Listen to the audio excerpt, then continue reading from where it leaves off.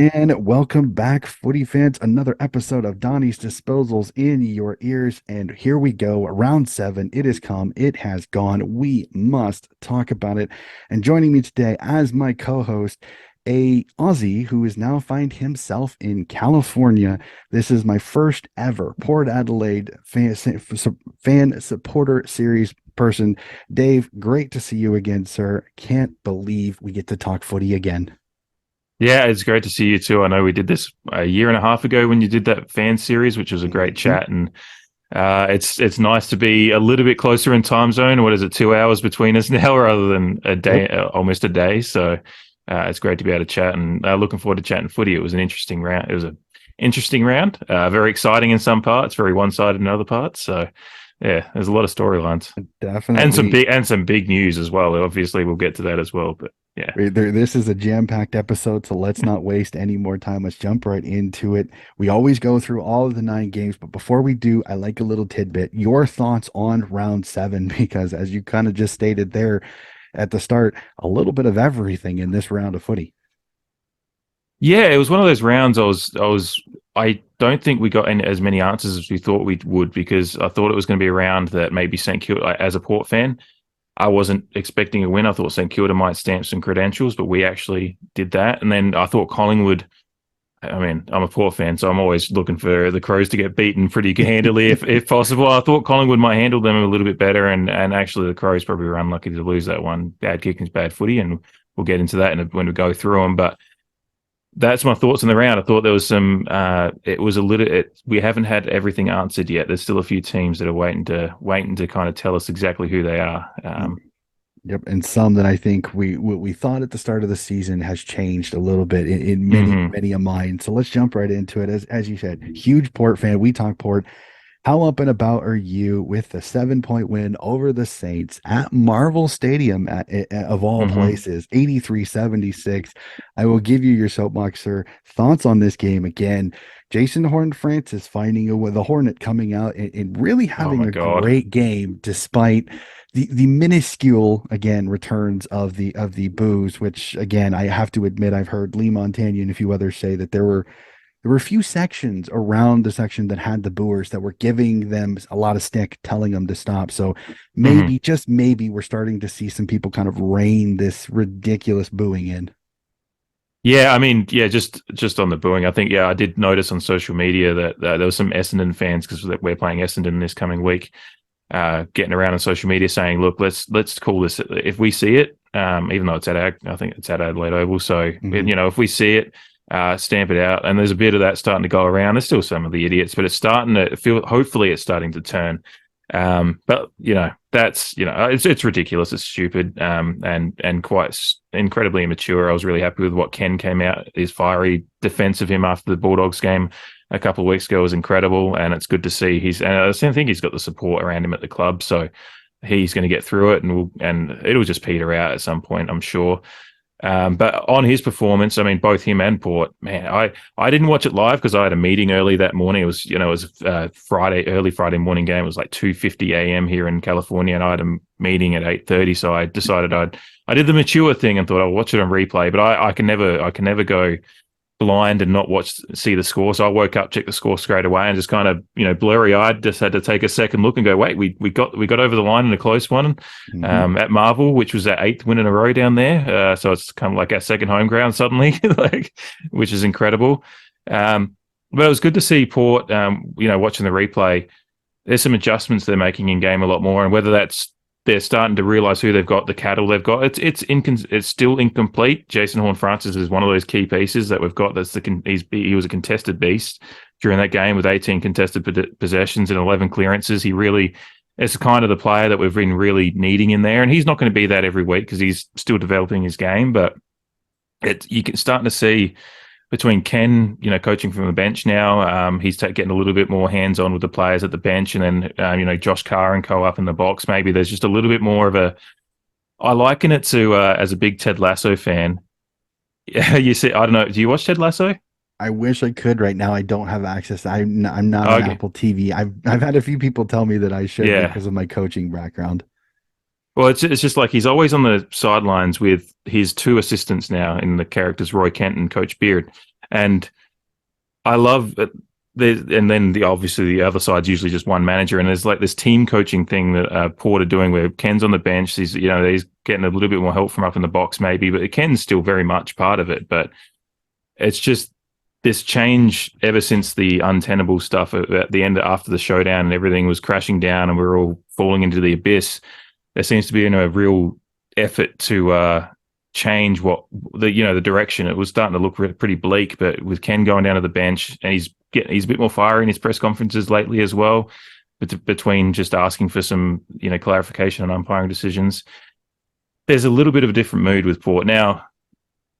Whether that's sustainable throughout the season, we've been once bitten, twice shy a few times in his tenure. And I know we'll get to that in a bit later, but as far as the game goes, I was really, again, I can only go on what we've seen, and it was an incredibly impressive change of pace to be able to come back from an early deficit, 4-goal deficit, storm back into the game, and kind of take the game to St Kilda and run at them and kind of stop what they're doing well.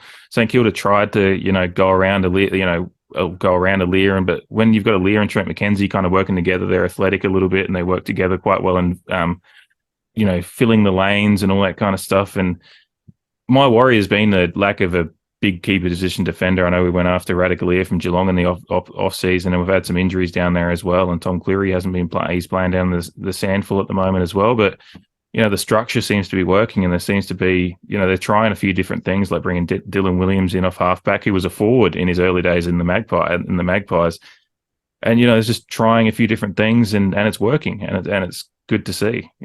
I'm a little bit hesitant to say we're a contender yet, but it's just at 5-2 you're at least in the mix. So yeah, well, and the thing though is that unlike last year when you went 0-5 and everything got into the manhole that was last year, this year you have bounced back. You've shown some resilience in some games, and you haven't just rolled over. You haven't had that rollover moment where you're just like, we were done.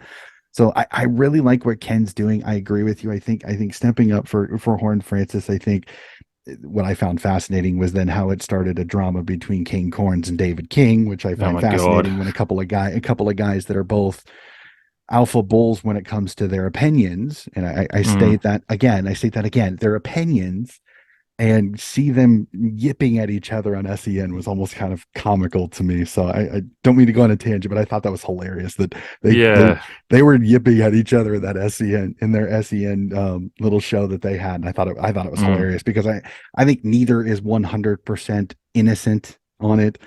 I don't think either of them want to accept that they added to it a little bit. Do I think they both were as bad as I think they both try to insinuate that they are? No, I don't think so. But I think they kind of needled it a little bit more than I think it should be. Let it go. If some of the things that I've heard, the ice bath thing, if from what I heard that if he would have done that, it probably could have caused him permanent damage. That's a medical issue, and that maybe is more on North. I don't know how. Again, it's hearsay, so I don't want to go into it. I want him happy and playing because the kid has got the talent to be there. And that's all I'll say. I don't want to go open up any more things on that. So again, great performance by Port. St. Kilda now will have to see how they bounce back, because this is a little bit more resilience that they'll maybe have to show us a little bit. So we'll have to see on that. But again, great performance by Port. We jump up to the GABA. Brisbane Lions, Fremantle Dockers in one of many blowouts in this round, as we kind of discussed. Brisbane Lions 115 beat the Dockers by 48, 67 points for the Fremantle Dockers. And again, this kind of helter-skelter Lions team that I look at it and I go, you look at their off-season bring-ins and you think, they're such a good team, and then they have a couple of absolute crap performances on the road. But at the GABA, they just seem so darn good at the GABA. And I got to say it, Will Ashcroft's goal, I don't know the words, but if that doesn't win goal of the year, I'd be shocked. Yeah, I was going to bring that up, but the first thing was Will Ashcroft, because it's goal of the year already. I just can't imagine. And I watched it. I quickly went through a bunch of those 10-minute highlight packages again today, just to refresh myself on a few of the games that I didn't catch fully. And just watching that goal again, like for a kid that age, I was already impressed. I think he's taken over Harry Sheasel for Rising Star leader this year. for him to take that ball down, like he taps it to himself, takes it down and gets it on the boot and before he hits the ground. Like it's one motion, and you can, if you watch his eyes in the slow motion replays, he's looking for the goals. Like he knows exactly what he's doing. And look, it's a matter of millimeters in this game. It could have easily shanked wide or whatever, and we wouldn't be taught. But the fact that he made it go through, and I think he had another big set shot goal as well in that game. And then he had some bursts out of the middle. I know I've just tangented straight onto just glowing about Will Ashcroft, but he's impressing me. I'm really impressed with his game, just his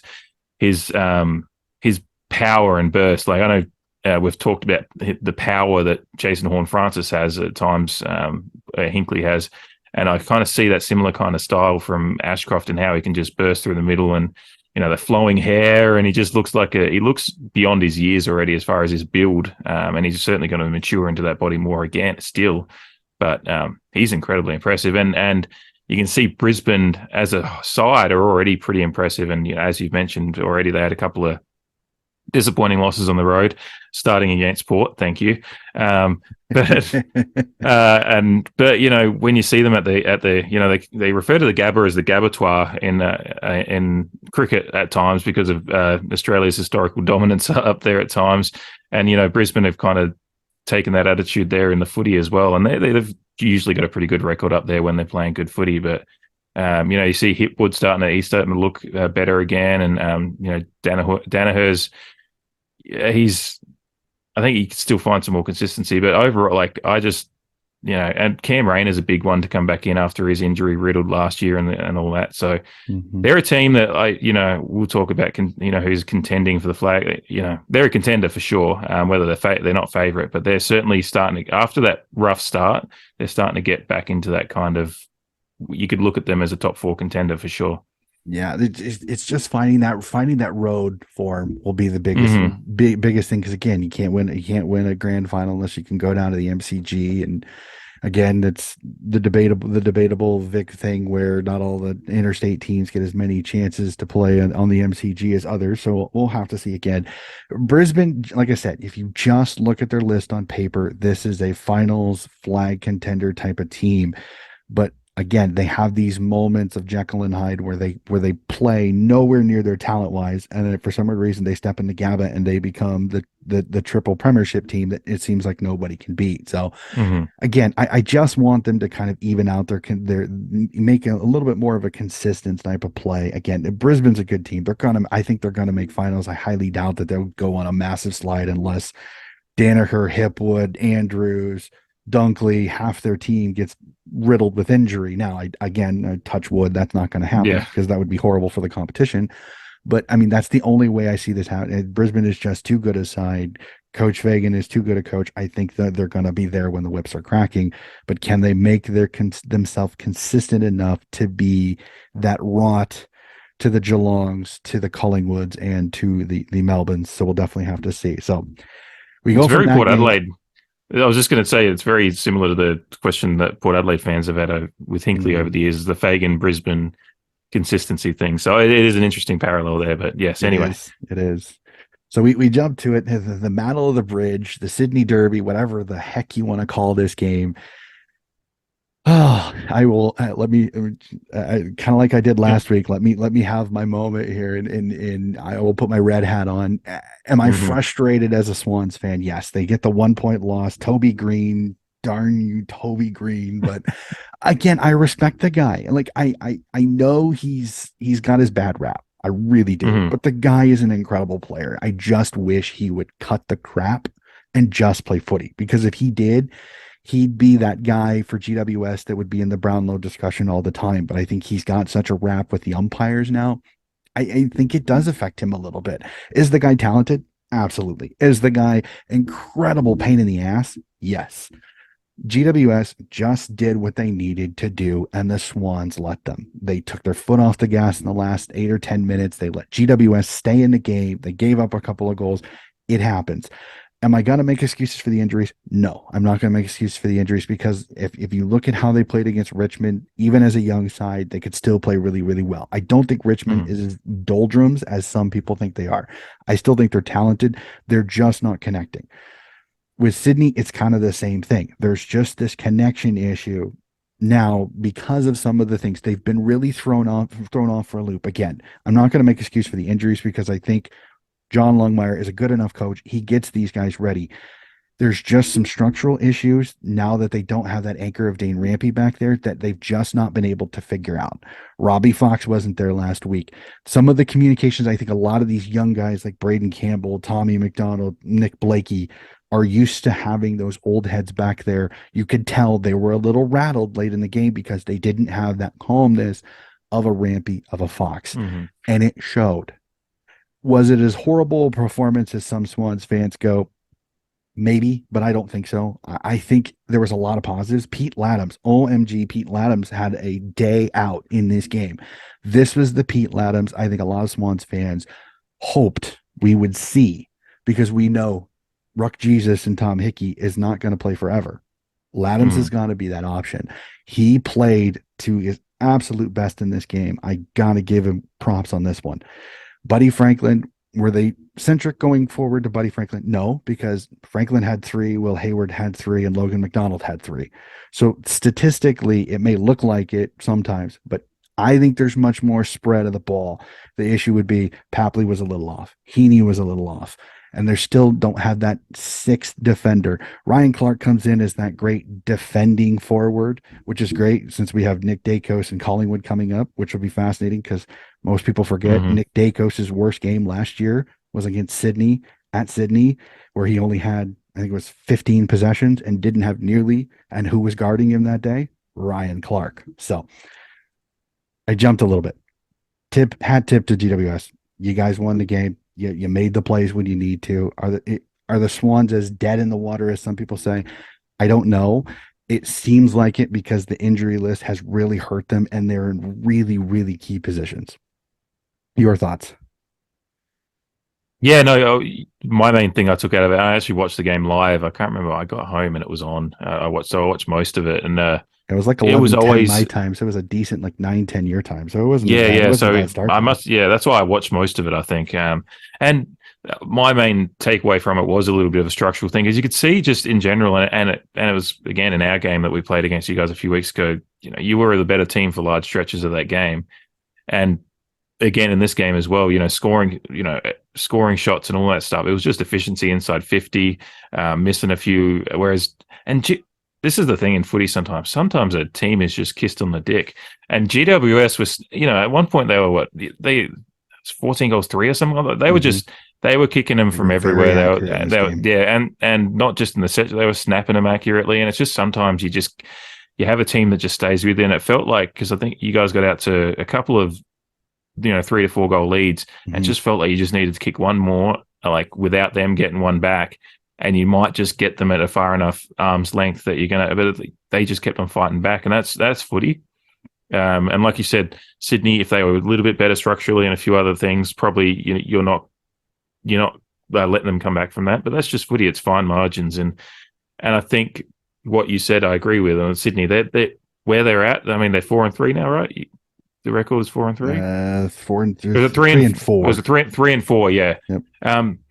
So it's not where you want to be, but it's not exactly right in the abyss either. And I think if you just write a few things and figure out a few of those structural issues and add a little bit more cohesiveness through the middle and especially going forward and a little bit of that calmness in the back when the pressure's on, then it's not a far, not a stretch to get better, but yeah, it's frustrating to lose those ones because you were almost there too. It was 40 seconds to go, and as you said, Toby Green's he's just an incredible talent, and I agree with you on to a certain extent on him. But I've always thought that sometimes when a player is like that and plays on the edge, and that's what makes them great as well. Mm-hmm. It's like that it's that thing where the best qualities of them are sometimes partly due to their worst qualities. Like they play on the edge, they play with a bit of a chip on their shoulder. It's kind of like that white line fever thing, and you saw the best of him in that game, unfortunately for your Swans. But as a footy fan, like when he snapped that one through, I couldn't help. But I knew I was coming on here already, and I was thinking, oh,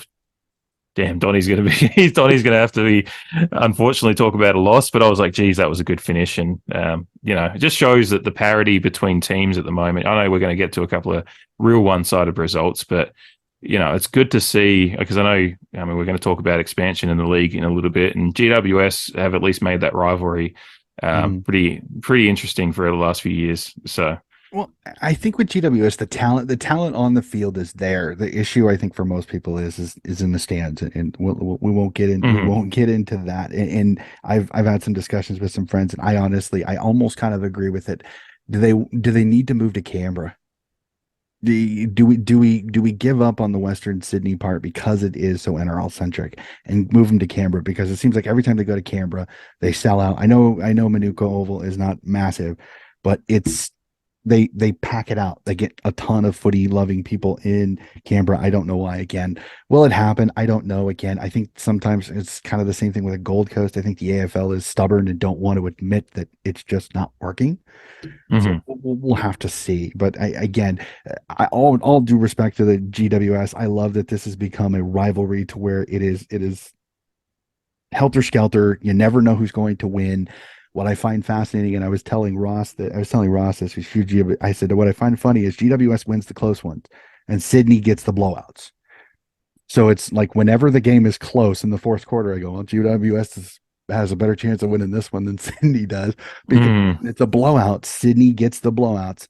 GWS wins the tight ones. It's this fascinating statistic. Like of the last 8 wins, all of GWS's wins are under 10 points, and all of Sydney's wins are over 20. So it's one of those. It's how That's the game interesting. plays Yeah. exactly how the game plays out. It's absolutely nuts. So we'll jump to that. Let's jump back down to Victoria as the Doggies get a win over the pesky Hawks, a Hawks team that I think in this game, if you really look at it, they really kind of tested the Doggies, and this Doggies team has kind of had some positive momentum. They're getting themselves kind of back on their feet after kind of a woeful start. The Hawks kind of put a little scare early in the second quarter, taking a nice little lead. The Doggies drag it back close, and then they kind of just in the second half, just kind of the talent took over in this one. Again, this is a Hawthorn season that I think they have to take the wins when they can get them. They aren't going to be easy. They're not going to just roll over on you. They're going to test you. But if you can continue, they will eventually wilt as you get because in a Mhm. lot of their games, come the fourth quarter, they start to kind of fade because young legs don't have that experience that some of these teams have. Yeah, and I mean, we saw it with Hawthorn the week before against the Crows down in Tassie as well. And they had that game. They had that game won with 2 minutes to go or 3 minutes to go. I think Crows kicked 2 goals in the last couple of minutes to win that one. Again, disappointing for me as a Port fan. uh, but no, I mean, it's as you said, it's that composure. It's a mixture of how to use your legs too. Players when they get more experience, they know where to be. They can just conserve energy by just knowing where to be before they have to, exert energy to be there, or just have the composure to understand what the situation requires.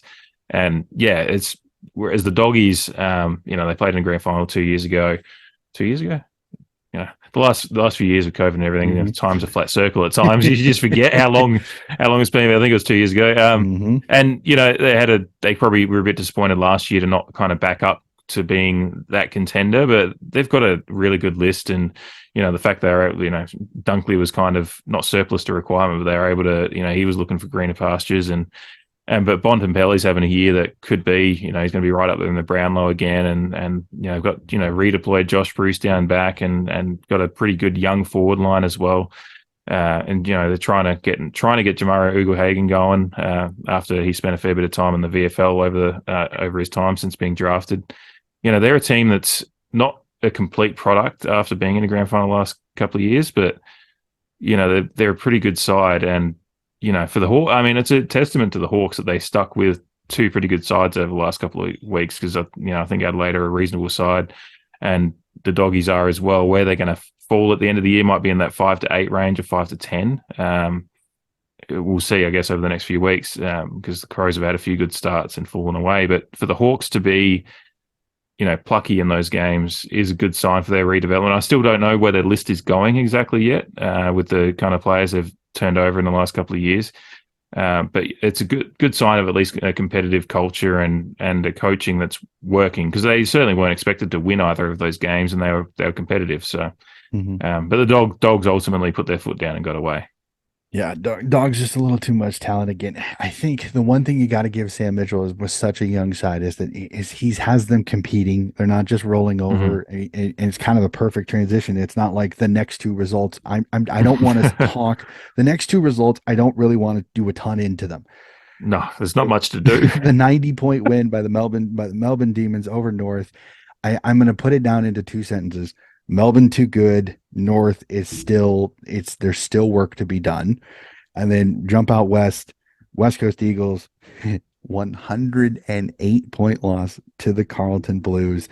This is just a stat packer game for the Carlton Hmm. Blues, including Charlie Curnow. And I find it interesting that there so many people are starting to discuss the chance for a 100-goal kicker, and I go, stop, just stop. It's not as much as I would. It would be great for it to happen. Some of these teams are putting up big bags against really not good teams. When they're Hmm. playing good teams, they're not getting the shots. You can't, as much as the extra round is going to give them a shot to do it. It is so difficult to do the way the defenses are and the systems are. Again, I hope it does. I hope I'm wrong. I really want to eat crow, and I know for a Port fan, this is Hmm. hilarious to say that. Hmm. I really want to eat crow. I don't see it happening because you're down to two guys. And right now, by average, they would have to kick almost five or six for the rest of the season just to get to 100. Hmm. And that's not going to happen when Geelong plays Melbourne, when Geelong plays um, Collingwood. Some of these teams that Yeah. are going to play good, structural, solid defense. And so I just one of those. I don't like to scapegoat North and West Coast, but I just feel like both of these teams are just they need to get something figured out. I think this is Simpson is getting closer and closer to being out at West Coast. I don't ever like seeing coaches out, but I just don't know what he's going to be able to do to fix this. But I can also kind of go, I don't know if anybody can fix this right now. They are kind of hurting from all those years of constantly being in the finals. They just don't have young talent to come up for the West Coast Eagles. Hmm. And then injury after injury after injury after injury is not helping. And the same thing happened last year with COVID and injury and all that. Like I feel horrible for their waffle team.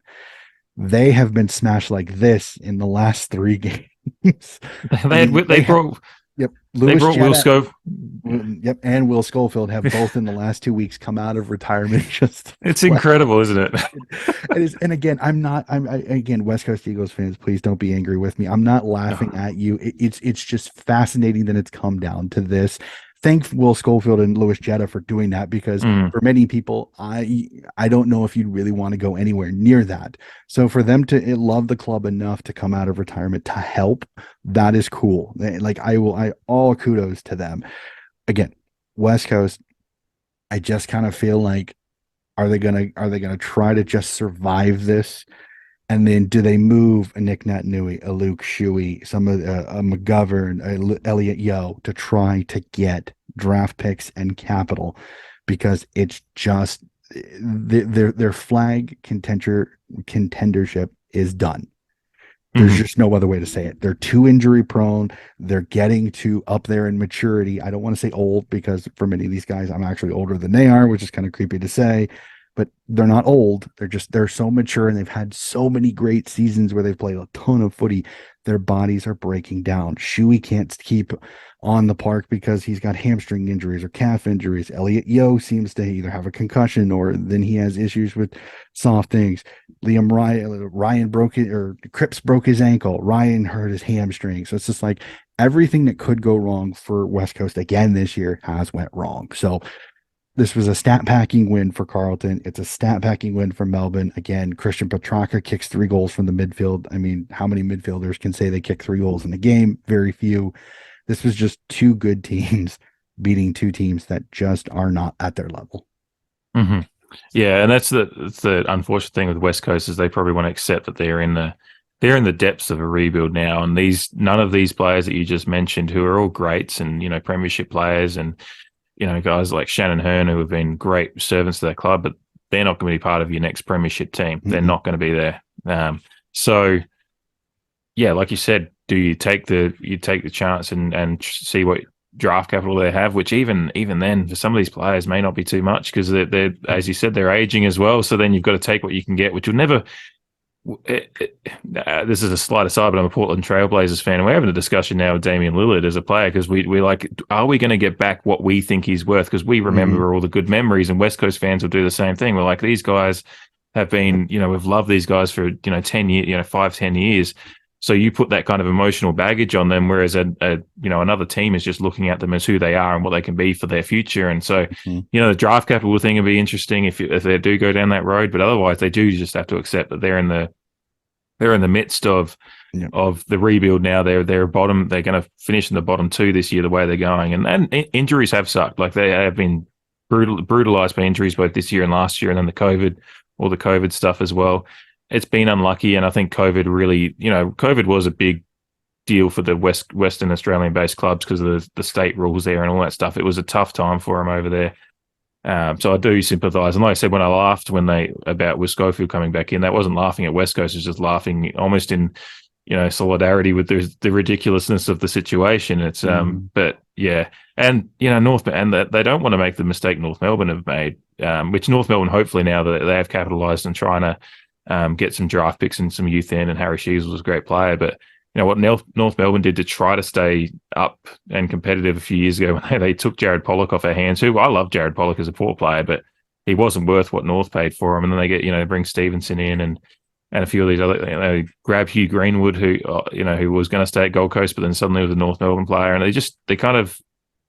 their list management hasn't been the best. And you kind of, as West Coast fans, the parallel between the two games, you want to look at that and go, all right, let's be a bit more brutal. Let's accept where we are and move forward with it and try to build the next premiership team. But maybe you might just be the crappiest team in the comp for 2 years to do it. So yeah, it'll be fascinating to see how it goes. Again, these, unfortunately, just by the results you look at it, most likely your wooden spooner fighting teams in those with those two teams. Hawthorn may be in it with them, but I think Hawthorn's got a little bit more positivity out of them. So we'll have to see.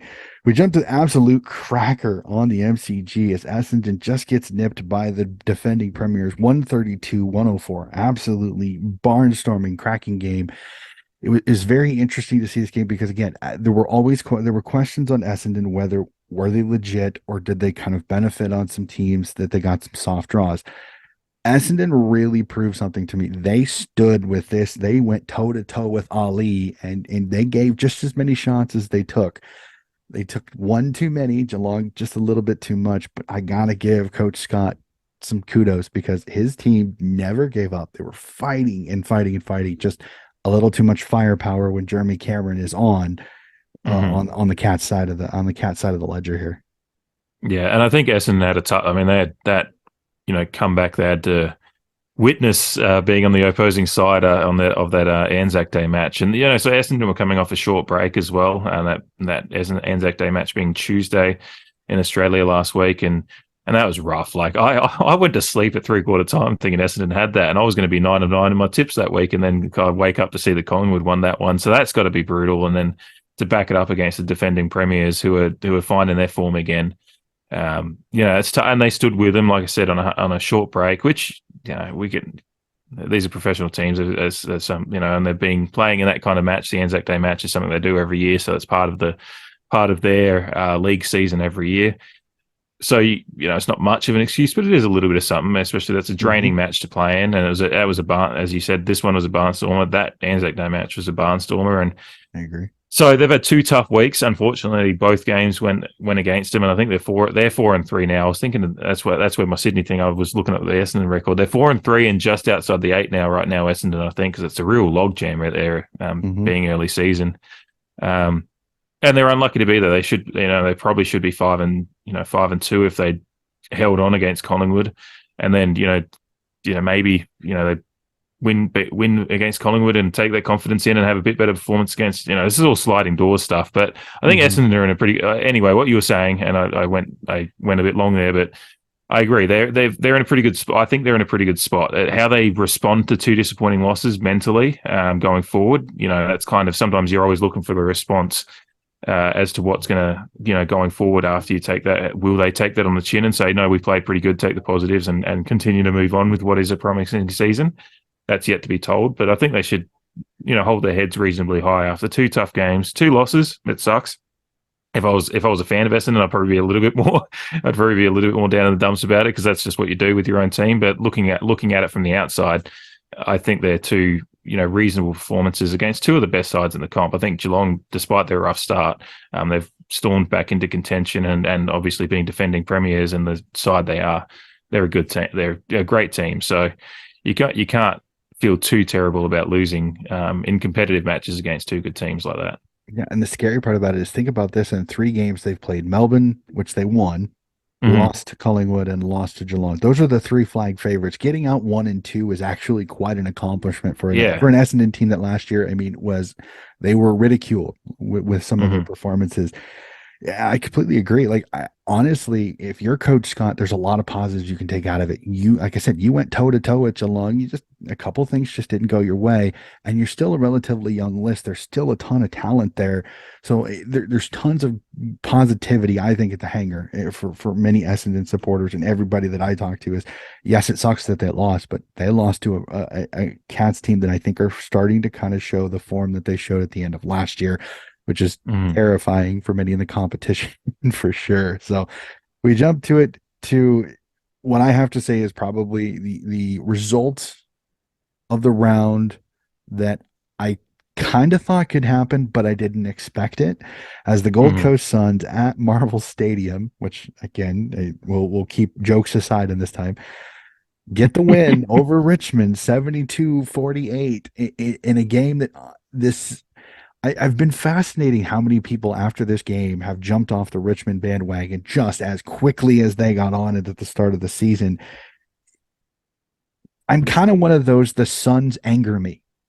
The Suns really anger me because I think they're a much better side than they play weekly.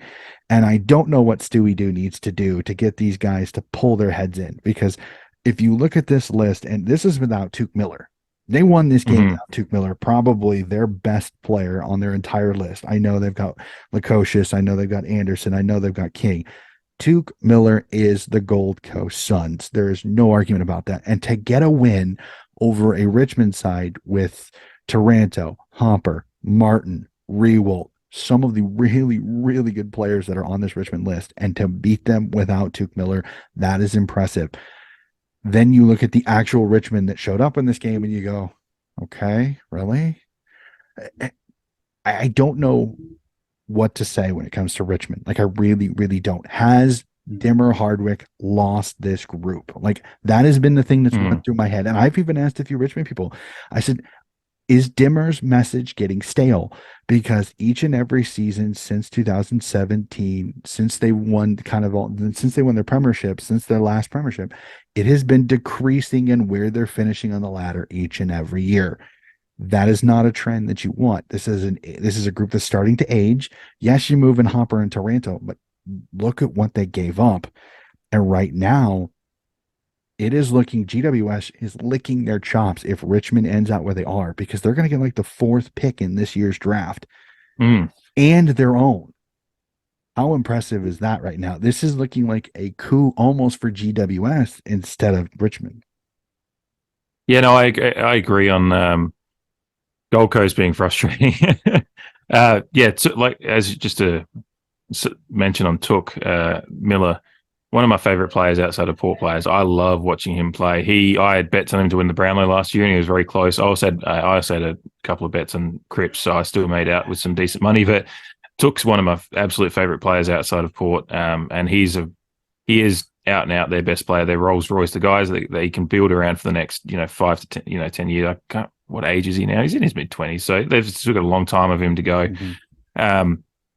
But yeah, to do that without him, and if Dimmer thought he hated going to Marvel a couple of years ago, he really hates it now because it hasn't gone well for him down there at all. He's lost every game at Marvel since he made those comments. I think Yeah, I it's saw like that statistic. He's 0-6 or 0-7 since I he's think there made might have that been. comment. Yeah, it's funny how that stuff works, kind of like the Kennett curse with Hawthorn and Geelong a few generations back. But Mm-hmm.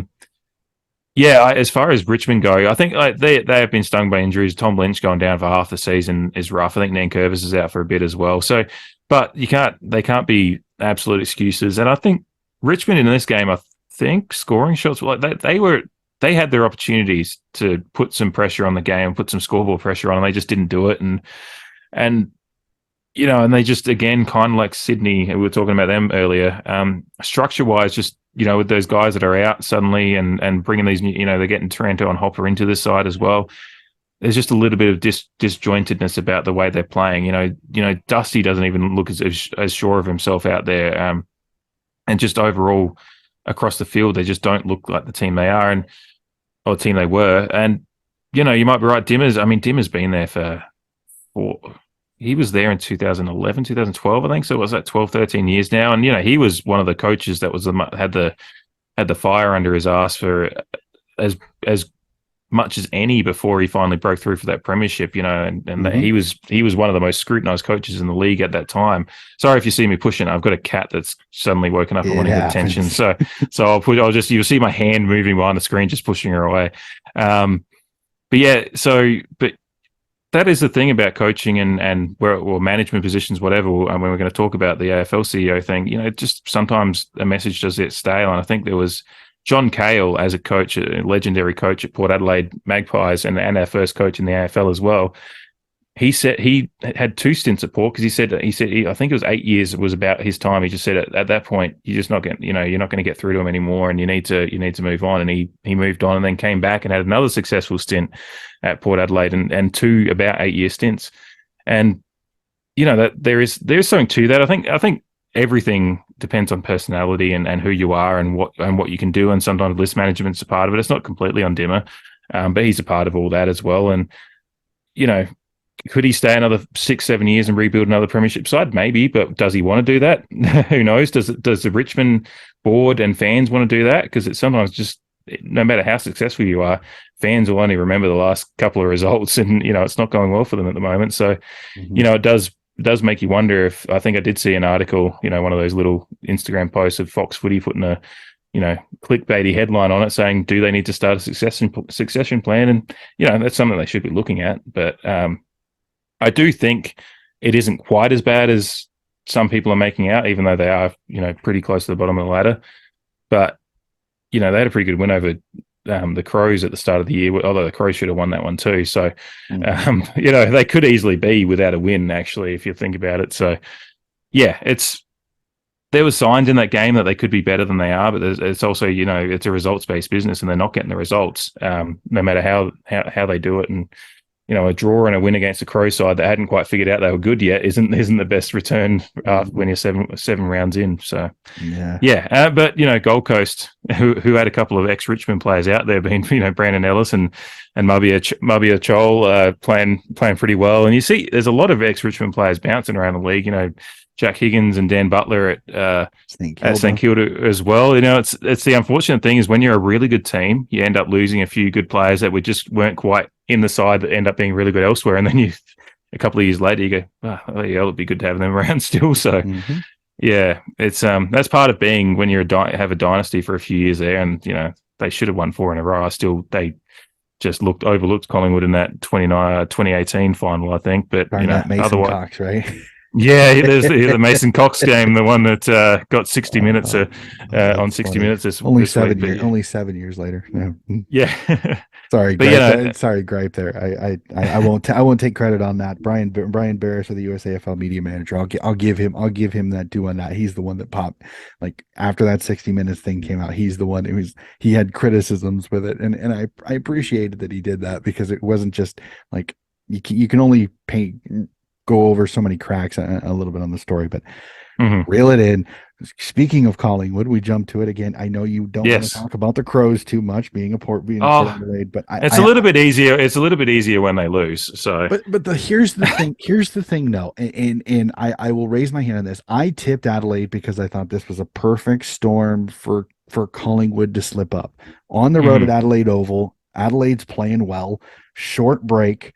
And Collingwood always plays Collingwood for some weird reason, and I've noticed this especially evident at the Gab against the Lions.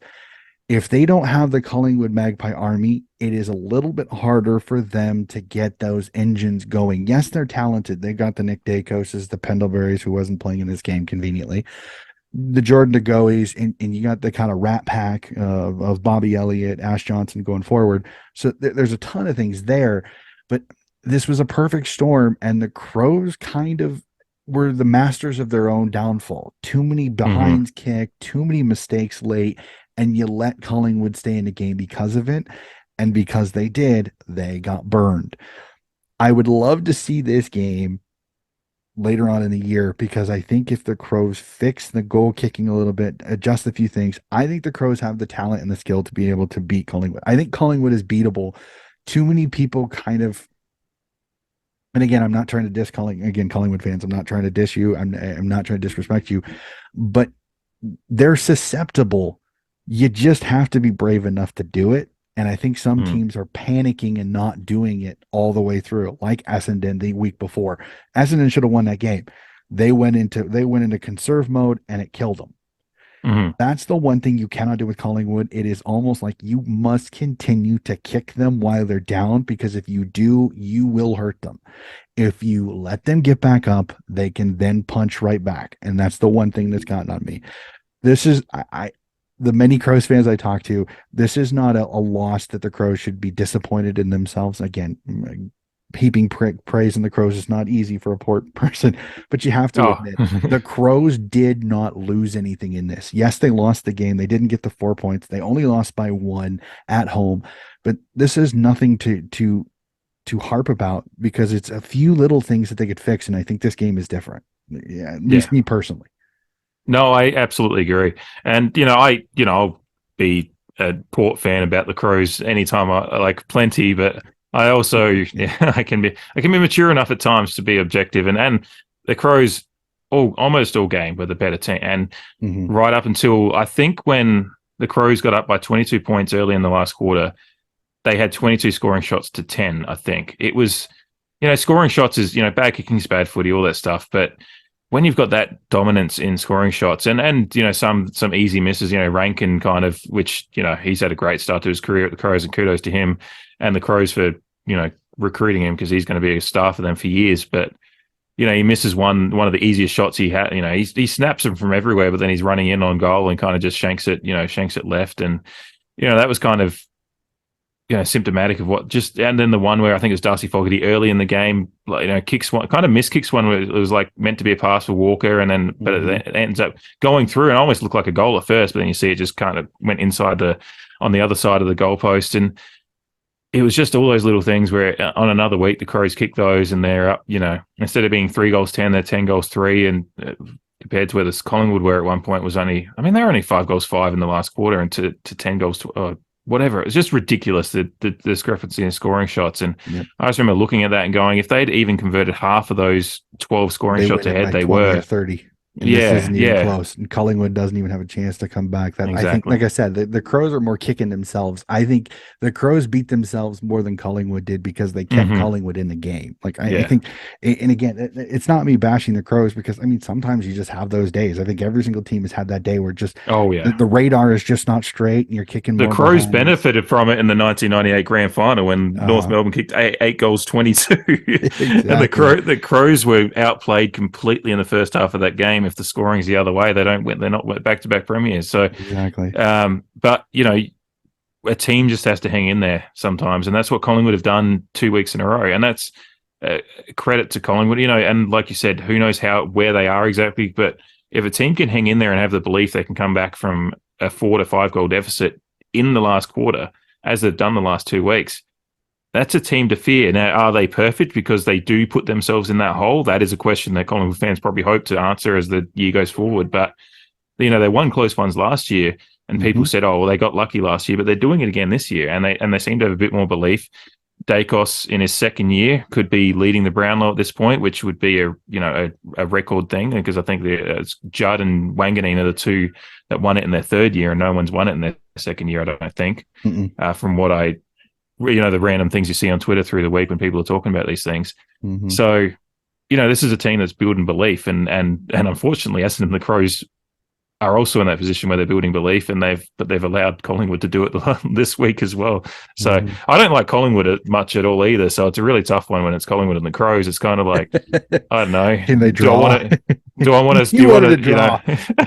draw. They only get two Yeah, points apiece. No, it's and yeah. the funny thing about it, and I love it, and everybody was like, well, we can't. You got to say Collingwood is so good. They went, yeah. Well, look at the two games that they played close in the finals. What happened? They lost both of them. So Hmm. it's one of those. You can do it during the home and away. That's great, but last year in the finals, you had two close games. You lost both of them, and that knocked you out of the finals. So it's like it is kind of one of those. I don't, as much as Craig McRae has kind of said, well, we train for it. I said, that's great. But I never want to be in that situation where I have to do that because you can only do it so many times before it becomes a trend that I think the team almost wants. And that's Hmm. not a good thing. And I had kind of said last year that I think there were too many games where they were playing close games against teams they should be beating and beating Hmm. badly. And at the start of the season, it looked like OMG, they're going to do that because they came out, they rip roared in the first few games, but Unfortunately. they've kind of reverted back to it a little bit. And Ben Keys kind of negating Nick Dacos a little bit, I think kind of changed that game a little bit too. Again, Hmm. like I said, it'll be fascinating to see how Sydney does because again, last year, um, we had a guy that shut him down in the first game, and McRae didn't know what to do and kind of panicked. The preliminary final, Nick Dacos had a little bit better game, but it was another one of those where it took 2.5 quarters before they could get Dacos loose, and then he kind of started to affect. So it'll be fascinating to see how that goes. Again, this was a good game of footy. The Crows, I think, are just more of they're ruining what they missed because I think this was Hmm. a win. This was a perfect chance for a win, and it just slipped through their fingers. Again, all respect to Collingwood. You won the game. You got the 4 points. But if you really look at it, the scoreboard tells it pretty simply. If the Crows are anywhere close to accurate, they win that game, and I think they win it relatively easily. So Hmm.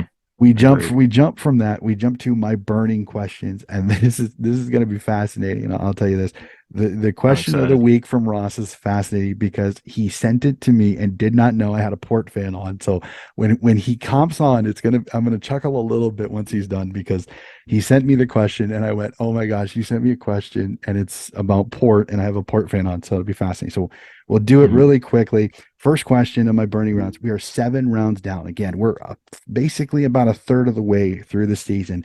Again, it's still early because this ladder is going to flip. It's going to change. It's not going to be the way it is. There's going to be some movement.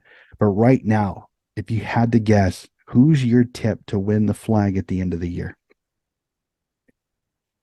I've gone about three different ways on this since you had mentioned the question. I know we just talked about the imperfections on Collingwood. I think if they can get home field through the finals, then that's going to be a big thing for them. But if I have to go just based on without knowing that, I think Melbourne's up there.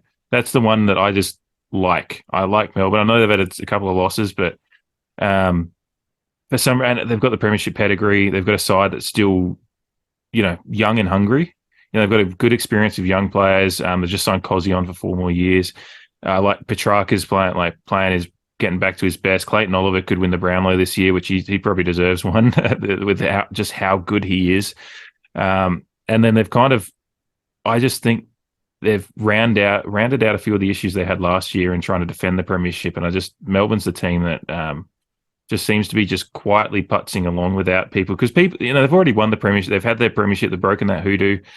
And people just kind of always are looking for the next team. So I think that's why Collingwood's up there and why I'm trying to bring myself back from it because everyone's just talking about Collingwood. And as soon as Collingwood are good, that's what happens in Australia because they're kind of like the Cowboys in that sense. Mm-hmm. They're talked about when they're bad. They're talked about when they're good. They're talked about in every conversation, no matter what's going on. Somehow Collingwood gets in there. And so they're playing good footy this year and they deserve to be in the conversation. That's why I do. And you mentioned when they've got the Collingwood, the Magpie Army behind them, they do scare me if they can get a home field because if they get a home qualifying final and win that, and then they got the home prelim and essentially a home grand final, that'll be tough to beat. But I think if I'm looking at a team that actually just rounded out, I trust more because as we've just talked about, Collingwood have those could have lost a couple of games, could have lost 2 weeks in a row. Melbourne's the team that's just quietly going along, doing what they've done for a few years, which is be a damn good footy team, and they're the team I probably trust the most. Geelong are close behind that, and Collingwood are probably just behind that for me. But that would be where I have it. Melbourne top, Geelong just behind that, and Geelong probably would be top if they hadn't been been on holiday still for the first 3 weeks. Essentially, it felt like. Hmm. But I think Melbourne's a team that just since the season started, they look like they're just building into the season. They're not too worried about, they kind of just they're trying to manage the season, as we see in a lot of other sports. When a team's good, they manage their way through a season, and sometimes they don't bring it every week, but they know what they need to be, where they need to be at the end of the season, so they kind of work their way towards that by making sure they get the results, and they're going to try and win every game, but they just look professional about the way they're going about it at the moment. Yeah, I'm one of those, and I completely agree with you in so many of those things. I don't know. There's just something about the way Geelong has fired back that they Mm-hmm. scare me that they're doing the same thing they did last year. Last year they were iffy at the first few 5 games of the season. I think they were 2-3 last year. I think many people forget. I mean, Buddy's 1,000th goal was the second game of their season after they smashed Essendon. And I think there's a lot of trouble early in the year, and Geelong kind of did it again this year. Again, you play in the grand final. Sometimes you celebrate a few too many days. I think Hawkins was underdone. I think Mm-hmm. there was enough fluctuation in the list that I think it's taken them a little bit of time. The Tommy Stewart injury early, I think, through their back line. Jasny was hurt. Mm. So Blitzov's has kind of been, I mean, Blitzov's has bounced around like a ping pong ball on this team because he's such the utility knife of this team. He's having to go back and forth. I like Geelong because I think I kind of like a team that's got to deal with some adversity. It's kind of like Melbourne last year. They had that great run to start the season and then tapered off because they didn't get tested early. Then they got tested and they didn't know how to handle it. Collingwood, really, if you look at it, they've won the close games. But again, they're getting close games against teams that they probably should be looking at their lists. And again, this is not me disrespecting you. It's just I'm going to take it a little bit differently. You win games. That's great. It's great to win close games. But if it becomes a habit, it is a bad habit, especially come finals, because it's even tighter. There's less space. You are not playing crap teams like Gold Coast, West Coast, and some of those. You are playing the elite of the elite. They're much better at wrapping up games than the last year Essendon, the last year West Coast, some of those games like that. So I would have Geelong, Melbourne, Collingwood. And again, this is no disrespect to you, Collingwood, but until you're consistently winning games you should win by 20 and 30, and you're not playing these games where you're having to come back 20 points in the fourth quarter. I know it's weird. I know it's a cool thing to do and it gets the heart rate up, but I think it's a recipe for disaster come finals time because you're going to get a team that's going to put their boot to your throat and then you're going to lose by 50. Mm-hmm. So I think that's kind of my thing is that as much as I think it's awesome that McRae does that, because I think sometimes some of these teams do not train for situational trainings. It's something that I've wanted to do a lot up here with my guys, situational training, because it gets you used to being able to handle what's going to happen or what could happen. But the problem is that that also can get you to where it's almost a comfort zone and you almost have to be there. And I don't think that's a good thing. Again, Yeah. personal opinion. Collingwood continue to win. That's fine. But I think it's a bad precedent to set. And again, this is not a bashing on Collingwood. It's not a bashing on Coach McRae. It's personally, I would rather win those games by 20 than have to come back by 20 and win by 2 every week because that is mentally draining after a while. Mm-hmm. Yeah, and that'll be, I guess, what we'll get answered going forward.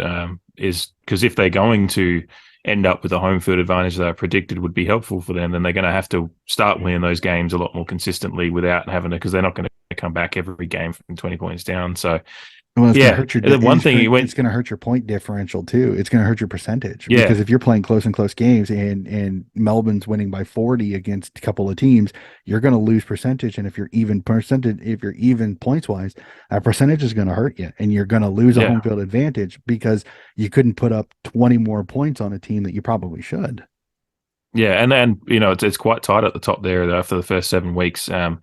There's a lot of teams between first and probably ninth. It's a couple of games. So percentage, Mhm. if it does stay with this parity where everyone's beating each other a little bit, percentage is going to decide both, top 2, top 4 possibly, and then going down the ladder as well. But for those teams that are really contending, as Collingwood are, you have to say they're contending where they are at the moment. That's going to be, as you said, it'll be it could be the difference between home playing at the MCG and in their friendly confines for them down there, or versus playing up at Brisbane or something like that, which could completely change the fabric of the final series for them. So you are correct. Like you're going to want to see a little bit more of a dominant Collingwood consistently to back up that early season kind of favoritism they're getting just based on them being Collingwood.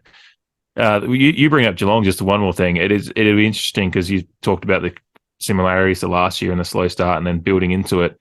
And one thing would be this year when the going gets tough at times. Joel Selwood's the big missing piece. The leadership he brings. So that's probably the one thing that made me put them. I forgot to mention it before, but put them below Melbourne is, Geelong lost. Probably, I'm not a Geelong fan, so I don't know who they rank as their greatest players, but Selwood's got to be right up there in the top three at least, right?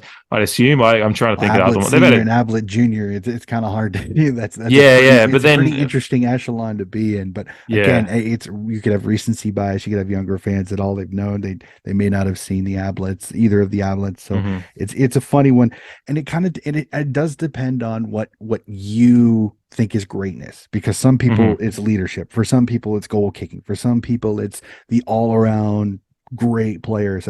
It's a fascinating one because they have had, like I said, Ablett Jr., Ablett Sr., Joel Selwood. I think Hawkins should be up there in communication. I think the guy is continuing. I mean, he's getting up there in when it comes to footy age. He's getting up there, and he's still one of the best full forwards up there. He's still really accurate, and he's a pain in the rear end when it comes to forward stoppages, when it comes to those taps. It's one of those. I'll lean on Port Adelaide. I wish Charlie Dixon would do more, because I think he could be just as much of a beast in those forward 50 taps if he just used the power and strength and kind of manhandle a little bit, especially when you get a ruck that's not used to facing the power that is sometimes a full forward. So I'm completely with you there. It'll be fascinating to see does Joe Selwood's lack of influence change this team a little bit later in the year. And they've dealt with a few more injuries this year. Like I said, with the injuries, Stuart Kalajasny was out. They have the injury to the one small forward. Heaven forbid me, I lose his name at the worst possible time, that broke his wrist. Is that did Stengel break his wrist? Stengel, yeah. That's exactly what it is. So it's like they're missing one of those key cogs from last year's season too. So it'd be fascinating. He was an All-Australian, so yeah, he's clearly a miss. Yeah. Absolutely fantastic player. So we better get going as you and I do. Yes, we get to talking, and we'll move on to this one really quickly. Who's your going into this after round 7? Again, some results. Let's pull Hawthorn, let's pull West Coast, and let's pull North Melbourne. After those three, what team do you think is in the most trouble after round 7? Because I'll raise my hand, because I've heard this a lot. I think a lot of people are putting Sydney in that, because I've heard one commenter say they're cooked. I don't think so, but this week scares me, because Collingwood, if they put a big score on Sydney, could the wheels proverbially fall off of Sydney's season very early in the year? Yeah, it's interesting you read my mind with pulling those teams off the table, because I was like, West Coast, North Melbourne, even Hawthorn, they're where they probably, if you realistically asked at the start of the year, they're like, yeah, we probably think we're going to be around here. We hope for the best, but it's not Sydney for me. I think, yeah, you are correct that, if they do get beaten down in a way that kind of saps the morale a little bit this week, then but you're still going to be at 3 and 5, and hopefully you can kind of find your way back through that. You still got West Coast and North still to play, so you've still got a couple of games to get a couple of cheapos, and you could get some confidence, and then get some help, get some guys back healthy. I mean, again, it's whether we see Paddy McCartan back or not is the $1 million question. But Vampy's the one that scares me, because he's got a bulging disc in his neck. He's out to at least the bye, and he's been that stabilizing force. They do get Robbie Fox back from his concussion this week against Collingwood, which I think is good, because I think he fits the defense wise that they play with when they play Collingwood, because it's not a huge tall line. It's a relatively quick, speedy one. And Fox, I think, matches up well. Yeah. So we've taken Sydney out of it as well, because it's not, the team that I narrowed in on was Fremantle. I think they've, after the promise of last year, the big, bringing Luke Jackson in he's not the kind of player that's coming in to, completely revolutionize things, but they just look like a team that was ready to take the next step last year, and they've just kind of been a little bit anemic this year. It's just that there's a lack of, I don't know how exactly how to put my finger on it. I watched a couple of their games this year, and it's just a slight lack of energy. Whether they Mm-hmm. thought the next step was going to be a little bit easier, because it's hard to go from being good to very great in this competition. The margin between being a true contender and just being in that kind of mix is actually quite large. And that's a team for me that's in trouble, because we're expecting them to be a finals team this year. And, maybe they're just doing, Melbourne a few years ago got good, then had a bad year. And I think it was the COVID year, actually, in 2020, Melbourne didn't make finals. And after being a top 4 team, and then they bounced back and won the grand final. So maybe Fremantle are just going to have a down year and then bounce back up. Who knows? But at the moment, that's the team that I'm probably the most disappointed in just looking around the league, based on where they're expected to be and where they are currently. It's just they're the team that are going to have to start getting some wins if they want to get to where they thought they'd be at the end of this year. Yeah, I honestly, I think Akers and Logue are bigger hits to their team than I think they want to give credit to. Jackson Mm-hmm. steps in for Lobb, which I think, as I've said to a few Fremantle fans, I think Lobb is an addition via subtraction. I don't really get him, Yeah. honestly. I think Jackson comes in and he brings something a little bit different. Longmuir is going to have to figure out where he is, because again, it's a little bit of a weird situation, because just like his previous place, an established, really good top level ruckman and Sean Darcy there. He's incredible. Where does Jackson go? So I think that was kind of the one thing that didn't. It was the one part of the move that didn't make sense. I thought West Coast would have been better. Nick Naitanui he's on the decline. You step in. You were the man at the ruck position at West Coast, but he goes to Fremantle, where he's got Sean Darcy, a still relatively young, still relatively good, very solid ruckman. So you're number 2 fiddle again. So I don't know. I agree with you. I think Fremantle, the Fremantle fans that I talk with, I think they kind of ran into that same problem, is that there was so much promise from last year. But I said during the offseason, I think Akers and Logue's losses, I think, were massive, and they're bearing that fruit a little bit on that. So we jump from that. I will jump to Ross's question here, because having a Port fan, I absolutely love that he threw this question out there. So we're going to throw it to Ross real quickly. Ross, take it away. O'Connor, that's a beautifully weighted kick. Number 5 on the ladder, fairly high up on your power rankings, Donnie. Let's take a look at the Port Adelaide Power. Now, their head coach might be one of the most seemingly controversial figures in the sport at this point, maybe besides BT. And I always get a different feeling of how the Port Adelaide fans feel about him. So it's perfect that we have a guest like such this week. But my question for you, I got a question, and it revolves about Ken Hinkley. Is he the most overhated coach currently in the league? If not, who is? And if so, why do you think that is? Thank you guys. Have a fantastic rest of your week. Always great to be able to be a part of the amazing show that you run, Donnie.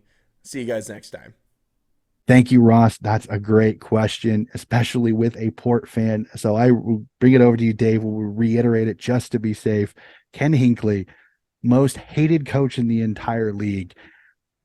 Yes, no. If so, if so, yes. If no, why? It's an interesting one. You ask a section of Port fans to put a Sack Hinkley sticker on the sign going on Port Road. They're a sign that I've driven past thousands of times in my life at this point. They'll tell you absolutely yes, and we don't like him and we want him packed off to Siberia. But the interesting thing across the league is he's actually got a lot of respect in the media and fellow coaches. He's a respected man, and again, those fans who might. There's a few Port fans that follow my account that do get after me because they think I'm too soft on him. I just say, well, I'm actually just being human about it. So I think he's the most ridiculed coach in the league, I think, because there's certainly Crows fans like to say they want him signed up for another 10 years.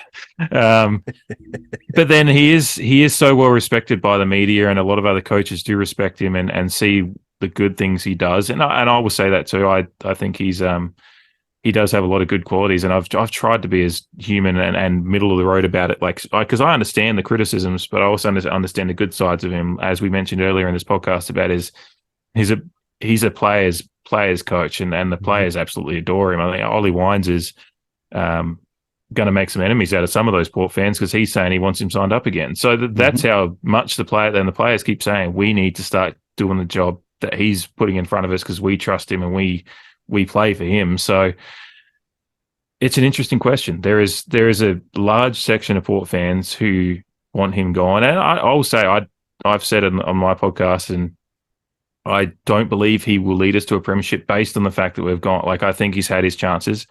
But I'm willing. Now that this year's going, as soon as he was put in place for this year, I was just like, we just got to roll with it. So have I answered your question at all? I don't know if I have. It is a really complicated. There is Port fans that are militant about. So he is quite ridiculed and hated by a certain section. But then I think the offset of that is there is plenty of people that do love him and understand the coach he is and the human he is too. I always say this. I always preface my criticisms of him by saying he's a good bloke and he's a good coach. Is he a great coach? I don't know. And that's I don't think he's been proven. He's got questions to answer in that respect by some, his last preliminary final performance was a debacle from coach's box down to every player on the list on that day. It was just, I stayed until the end of that game. I was one of the few that did. And it was probably one of the most rough moments in my life, taking away the 2007 grand final. So he is a coach that needs to prove something to those Port fans. But some of those Port fans do go over the top about how they hate him. And that's where that vehement hate does come from that you sometimes see that maybe Ross was referring to in his question, because there is a deep hate for him from some people that do take it too far. There's a human behind the role at the end of the day. And that's what I always try to bring to the table when I talk about it, because it's a delicate subject, because we have Port is our club. As I'm bringing a Ted Lasso quote into it, but this is one from this.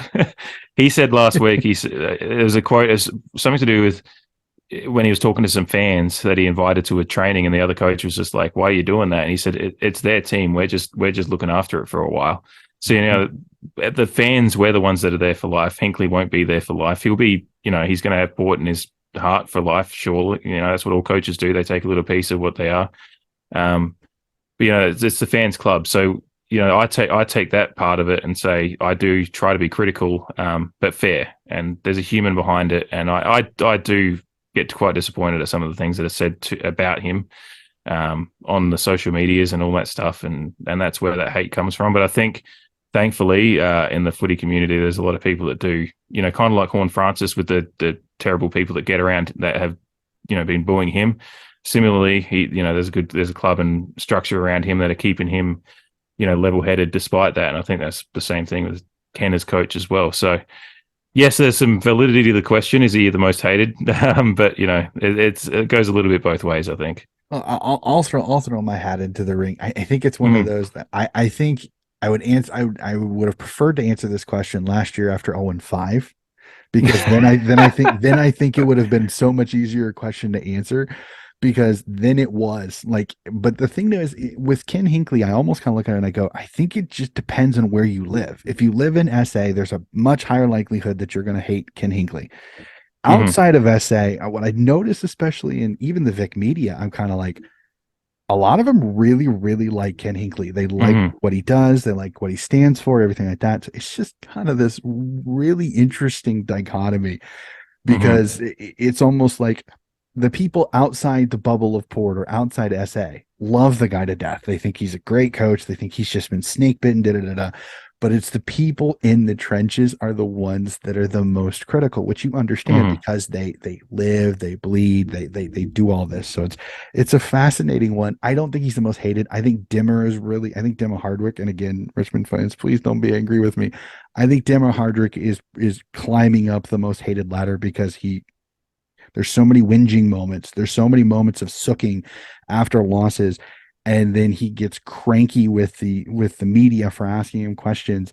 And I would almost even sometimes when the Western Bulldogs are not playing, Bevo can sometimes be kind of a real crass individual when it comes to it. So I would say Dimma personally. I would say Dimma Hardwick, with Bevo kind of waiting in the wings depending on how the Western Bulldogs are doing, but not Kenny Hinkley. He's such a good dude. I think he's just in a situation where He's a non-South Australian coaching a South Australian team, and there's so much passion for the team that they do get their expectations a little bit high. Again, there's nothing wrong with that being a thing. So, but I completely agree with that. So I had another question, but it was also Ken Hinkley. So I'm going to jump over that, especially considering we have two massive headlines that we need to at least touch on. Yes, we do. Tasmania will be the 19th licensed team in the AFL and AFLW.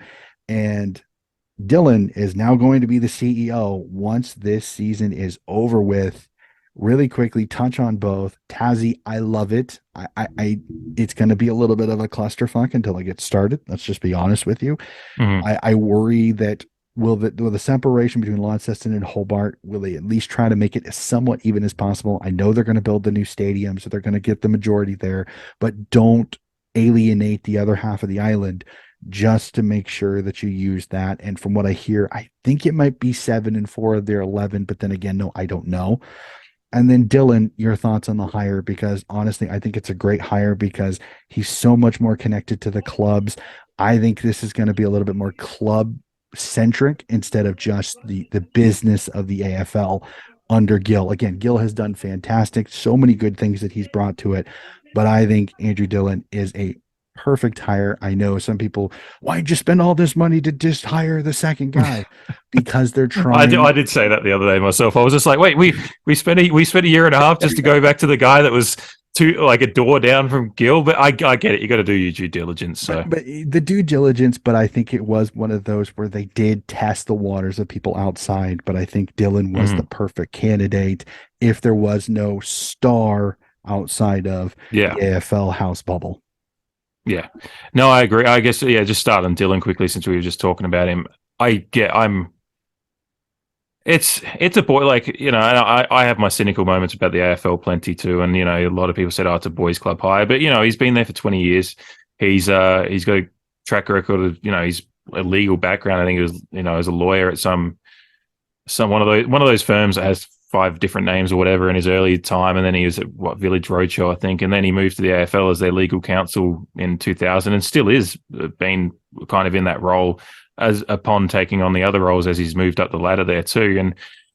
And one of my main things I was impressed about him when I was reading about him, he wore long sleeves his entire playing career as a half-back flanker.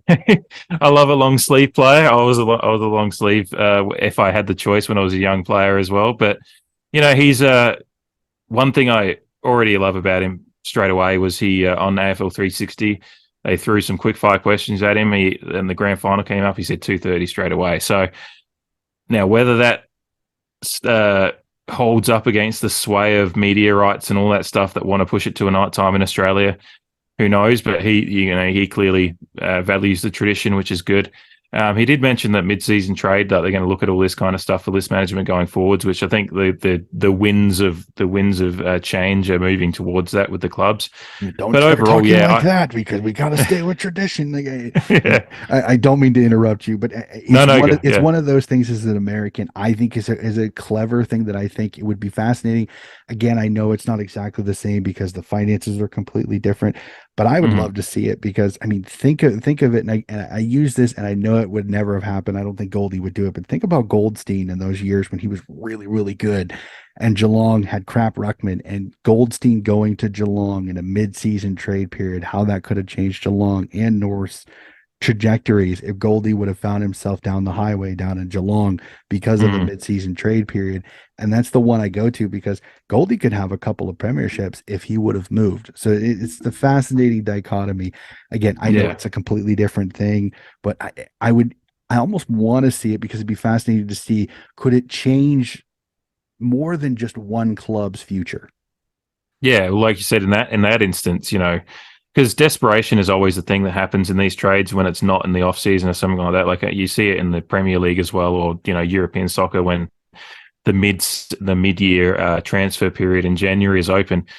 Teams don't buy as much because the other team knows that if they're going after a player of theirs, it's usually out of desperation. They'll ask for a little bit of a higher price sometimes, and sometimes that's you pay a bit of a price. So in that scenario that you raised about Goldstein, like if Geelong comes and says, look, we'd be open to, we'd like to, if Goldstein's open to it, Todd says, yeah, okay, I'd like to, all respect to North, but if they're open to me going down and you guys are open to facilitating a trade, let's go for it. And then North go, okay, well, if you're desperate for a ruckman to get yourselves a premiership, then we're desperate for draft picks to move on. And so maybe Geelong, maybe there's an extra draft pick an extra draft pick they throw in to go all in on the, kind of like the LA Rams did a couple of years ago. They went all in and traded pretty much every draft pick, it seemed, but they got their quarterback and got a Super Bowl title out of it. And that, maybe that'll be, a similar thing. So it'll change list management. It'll certainly change everything about, but as we've seen with free agency coming in the AFL,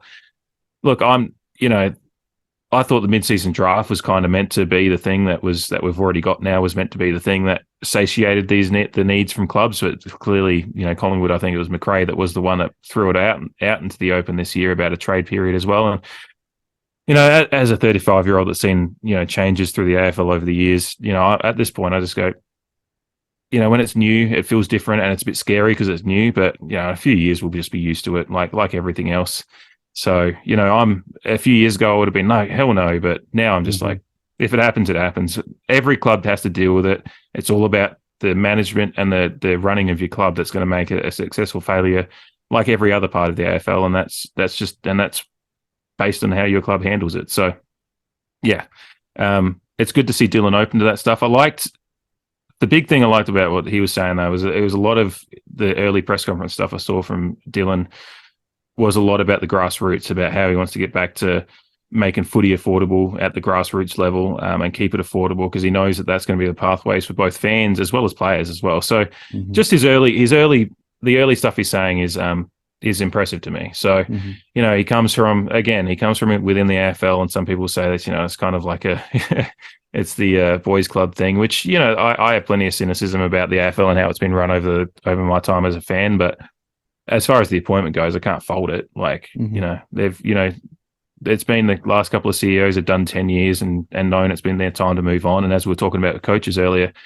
sometimes it's good for CEOs to move on. And the fact that, McLaughlin came in after Demetrio and he was within the system as well and did, a fantastic job. He wasn't perfect, no, but the things that were facilitated in that time, getting through COVID, I think was just really impressive. And, he's had a good run, and Dylan coming from within that system and having that support and knowing how it's run, it's just that's important. So I think it's a good step forward. Agree. I completely agree. And Tassie is fantastic. Cannot wait for it. 2028 can't come quick enough. I know it's several years away, but it's fantastic to see it. And I love how as soon as now Tassie gets their license, where's the 20th team going to be? And I don't want to get into that debate because it's I've seen some quite interesting debates on that on a few ones. I have my thoughts on it, but again, we'll have to see. So that is fantastic. Okay. I do need to know where would you like to see the 20th team go? And this is because I know that you were you're from America, so it's interesting to see what your point of view would be. Honestly, I know it won't. I know it won't happen because it would be. It's almost utopian the way I'd love NT use Alice Springs and use Darwin, but I just don't. Knowing me, the argument is going to be, well, they don't have enough people to support it, and it's like I understand that, but damn it, just do it. If you're gonna call yourself the Australian Football League and play footy, put a pro team in the NT because they're going to love it, and you're going to get more pathways for more Indigenous players in a rich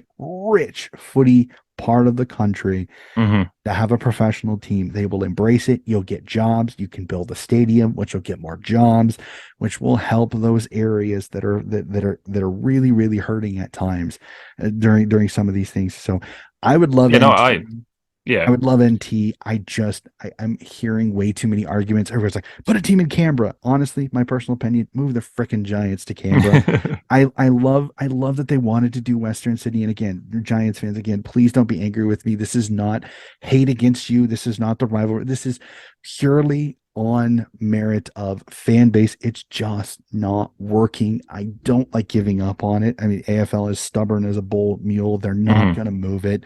But that is the best thing to do. Move them to Canberra. Canberra is supporting them. Canberra is selling out. Canberra is supporting the Giants. Become the Canberra Giants. Forget the GWS. Call them the Canberra Giants. put a team in NT, build the stadium in either Darwin or Alice Springs, let them have their. I don't think it's going to happen. Everything that I'm hearing is almost the most likelihood is a third team in Perth or a third team in WA, whether it's in Perth Yeah. or whether it's one of the suburbs north. We'll have to see. Again, it's a lot of hoopla. I heard South Australia, there was the rumors Norwood was going to, which I didn't believe that one for half a Yeah. second, not only because of who did it with Ditz and the ruined Ditz show, but it's just, Mm. I don't think as much as Norwood is such a great club, it's like, how is Norwood going to come in because they're the same colors as Melbourne?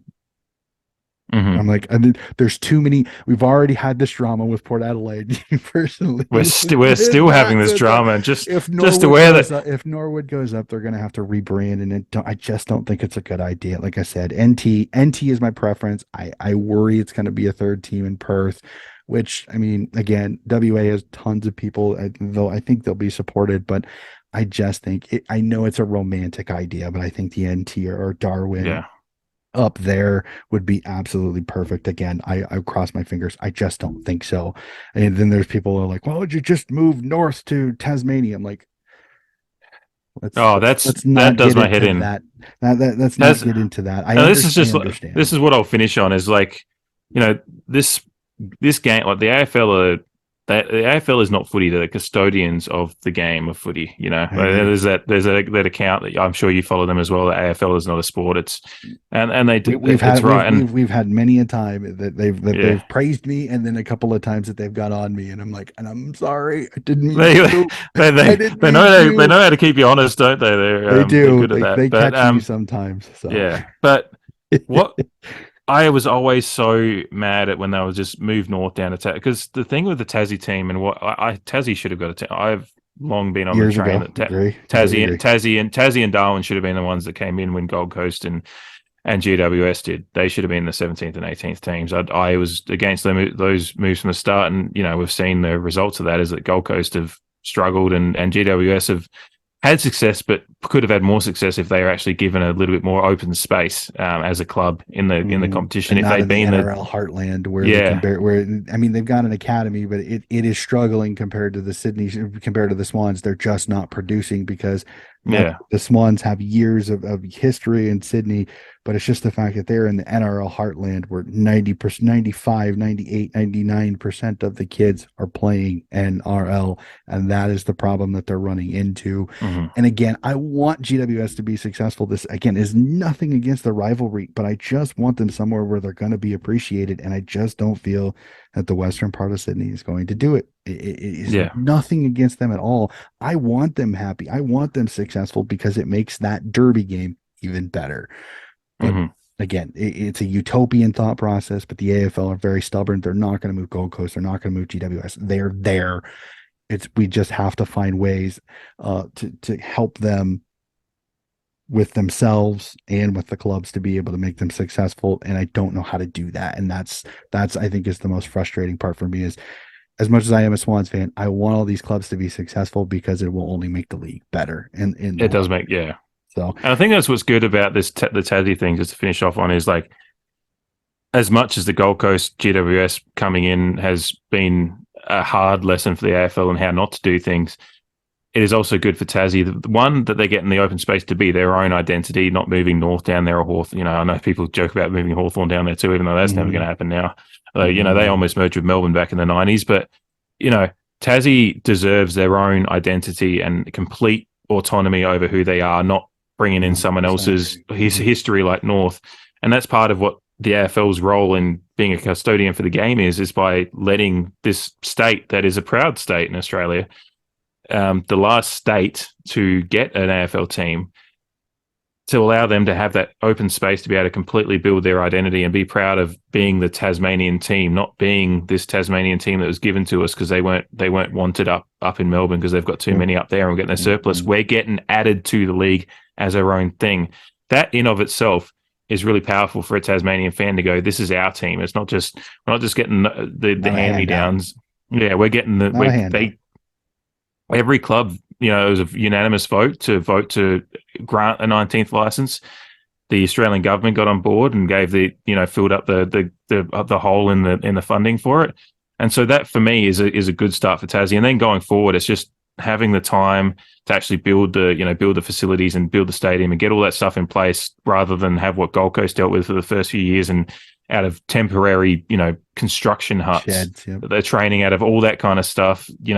They've learned a lot, and Gold Coast is still dealing with the struggles of that, because they still just haven't quite hit what we've talked about them, and they're still not the club that they were meant to be in that time. And so Tasmania is going to be beneficiaries of those lessons from the AFL, as well as it was a good move from the AFL not to force North Melbourne down there or anything like that. Just give them their own identity. It's going to be good for the Tasmanian brand to have that to build off of and get fans in and all that stuff. All those fans, there's going to be plenty of fans in Tassie that are diehard Collingwood fans or whatever, but there'll be a lot of fans that'll move over. It's happened. We've seen it happen in plenty of times in this league that, when plenty of fans in South Australia were fans of a VFL club, and then Adelaide and then Port came in and they moved over. So it'll happen down in Tassie. They're passionate fans down there. Great footy, one of Port's greatest ever players, Tim Evans, kicked 993 goals in 230 games for Port. He's a Tassie product. There's lots of, obviously Peter Hudson, Alistair Lynch, all those names that have come up as well. Chris Fay. Yep. Yeah. Well, and the cool thing is they threw in that extra thing that I think is fantastic, is that any Tasmanian player that has played 100 games in the AFL, their sons, if they have it, can be father-sonned to the Tassie team. I think that is brilliant. So it's a great way. And I think the Tassie club, if they put the right people in place, I think they are going to be much more competitive quicker, because they'll have learned from Gold Coast screw-ups and GWS has changed. I think the AFL has learned from it because of those compromised drafts. I threw out the thing of, and I know you're a little bit of a U.S. sports fans, I think an expansion draft would be perfect. And then each team has saves, like players that they can keep from going into the expansion draft, and then let Tassie pick 18 guys to start their list from, one from each list. So then you're only taking one from each. And then if a little bit like Las Vegas when it comes to the NHL is if there's a player that you can't save but you want to keep, throw a draft pick at them. And then it changes a few things. I think that would be fantastic, and I think it would make Tassie much more competitive quicker. And I think it's less of a pain in the ass for the North, the Hawthorn, the West Coast in these few years coming up, that you don't have a compromised draft where Tassie's got 10 of the first 20 picks. So a lot of these super talented young kids are just going to get stacked up down there, just like GWS and Gold Coast have had tons of young kids and no veteran experience, and it's hard to get veterans up there. I think you do an expansion draft, you can bring in veterans, you can bring in solid players, you can make it much more competitive quicker. Again, this is the American throwing at it. I know there's going to be some I'm just trying to make it to where this is a competitive situation, not the show that GWS and Gold Coast were for the early years, because it was just not done correctly. It was not done in a way that made either team competitive to start with. And with Tassie, I think this is necessary. You have to try to make them as much as competitive as possible to fix the error that was Gold Coast and GWS. So we've had so much fun. And again, Dave, I do this. We get going on tangents. It's absolutely fantastic. So I'm going to kind of fly through the next couple of things. I do a team of the week every week. And I tell most people my metrics are a little bit different. I don't just go off statistics by like disposals. I try to even it out a little bit. I tend to give goals and scoring involvements a little bit more of a tick. So this is my round 7 team of the week. I tried to make sure that they're in as best a position that they normally play here. So what I do is it's a 22-man roster, 4 men on the bench. I don't do a sub because I'm not in the mood to try to deal with that one extra thing and pain in the ass. So on my bench, on the bench players, I have one from each position: defender, forward, ruck, and midfielder. So we'll start with the defenders. And the fullback line, I have in the fullback spot James Sicily from the Hawthorn Hawks. Again, you kick a goal as a defender, you get a little bit of a tip. Again, he's kind of their concrete, their anchor back there. Trent Rivers from the Melbourne Demons and Darcy McPherson are my pockets. On the halfback line, I have Caleb Daniels finding a way to kick goals for the Western Bulldogs as a defender. He's moved up a little bit more forward, but he's primarily that halfback defender. Nick Newman from the Carleton Blues had an absolute blinder this round. I got to give him and then Jamie Noble from Collingwood again. Defender moves up forward, kicks a goal, always makes an impact. He kind of filled in where Nick Dacos was not doing as much as he normally did. So huge ones. On the wings, Josh Dacos from the Collingwood Magpies and Carleton's Blake Akers are my wings. I think both those gentlemen had really good games. Both kicked a goal in the game. Absolutely fantastic. In the ruck, Brody Grundy having a great game. One of the few ones where he starred when Max really didn't. So it's fascinating to see how these two rucks are working pretty well together for the Melbourne Demons. In the center, Andrew Brayshaw from the Fremantle Dockers, GWS's Stephen Canelio, and Melbourne's Christian Petrarca. A ton of goals kicked there. As much as I wanted to wedge Jason Horn-Francis in there as my poor guy, he unfortunately just couldn't fit in when it comes statistically. Forward line, at the half forward line, a danger. This would be a scary half forward line to deal with. Jake Stringer from the Essendon Bombers, Charlie Curnow from the Carleton Blues, and Toby Green from the GWS Giants. That's the half forward line. Full forward line, Tommy Hawkins, Geelong Cats, Essendon Bombers, Sam Wiedemann, and Melbourne's Bailey Fritsch. That is a headache six that very few teams could ever come close to. On the bench, I did get a Port guy in, Dan Houston from the Port Adelaide Power. Ruckman, I gave him a shout out during it, so I'll keep it as Sydney's Peter Laddams. Kicked a goal, had a blinder of a game for the Sydney Swans. He's my ruck. Midfield, Brisbane, Will Ashcroft, goal of the year. Hard not to slip you in as your bench. And your forward from the Western Bulldogs, Aaron Naughton, is my wrap up for my 22. Really quickly, thoughts on this team, because a fun round with a lot of goals kicked with Charlie Curnow had 9 and Hawkins had 8. So it's some big bags kicked in this round. I know your metrics and how you do it. I was like, Horn-Francis is going to miss out on this team, isn't he? And I was like 18 contested, 11 clearances, but this is what these team of the weeks, and you see it when guys do it on the SEN guys or Fox Footy or whoever do them. There's always perfect. There's always 50 tweets going, "You're an idiot," because no one ever. If we all agreed on it, then that would be fun, would it? But overall, I was like, like you said, Nick Newman was one of those. I completely forgot when we were talking about that game. Well, we didn't talk about it much because it was a blowout. But you're right. He had a blinder of a game, and I respect you getting Dan Houston in there because he's one that Port fans absolutely love, and he's having a great couple of years and really become just one of those indispensable parts of our side. So I was really glad to see you give him his flowers at least. I wanted to get Jason in there, but it was like when Petrarca kicks 3, Brayshaw kicks 3, Canelio kicks 3, and Will Ashcroft kicks goal of the year. I'm like, there's my 4 mids. And I'm like, I can't put them on the wing because I'm not going to be like the All-Australian where I put guys where they don't belong. Like that's I respect that. Peeve.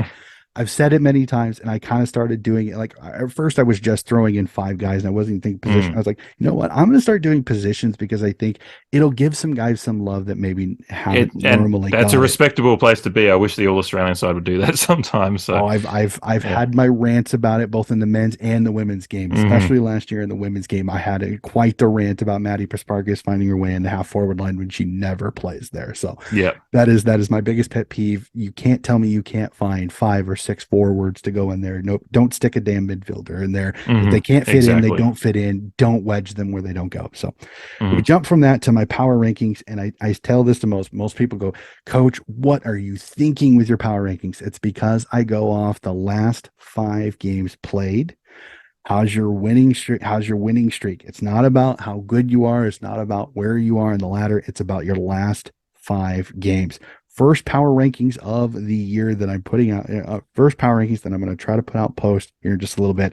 At the 5 position, the Melbourne Demons.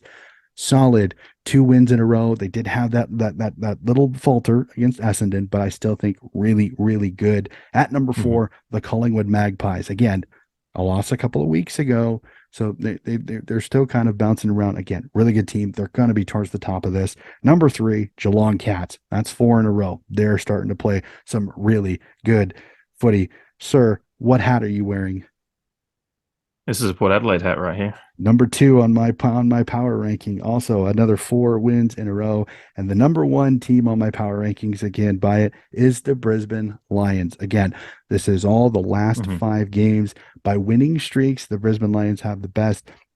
Port's playing some really good, but again, Brisbane, Port, Geelong, Collingwood, and Melbourne. Again, I don't go off how they are on the ladder. I go off the last 5 games because I think form is a better predictor sometimes of where people should be. And sometimes, like Port, you don't always start the greatest and you start clicking at just the right time. So that's my power rankings. A little bit of a cheeky smile on your face when you heard Port was number 2. So when I heard your metric for it again, I was, it's made up for the Jason Horn-Francis snub a little bit. No. A little. I try.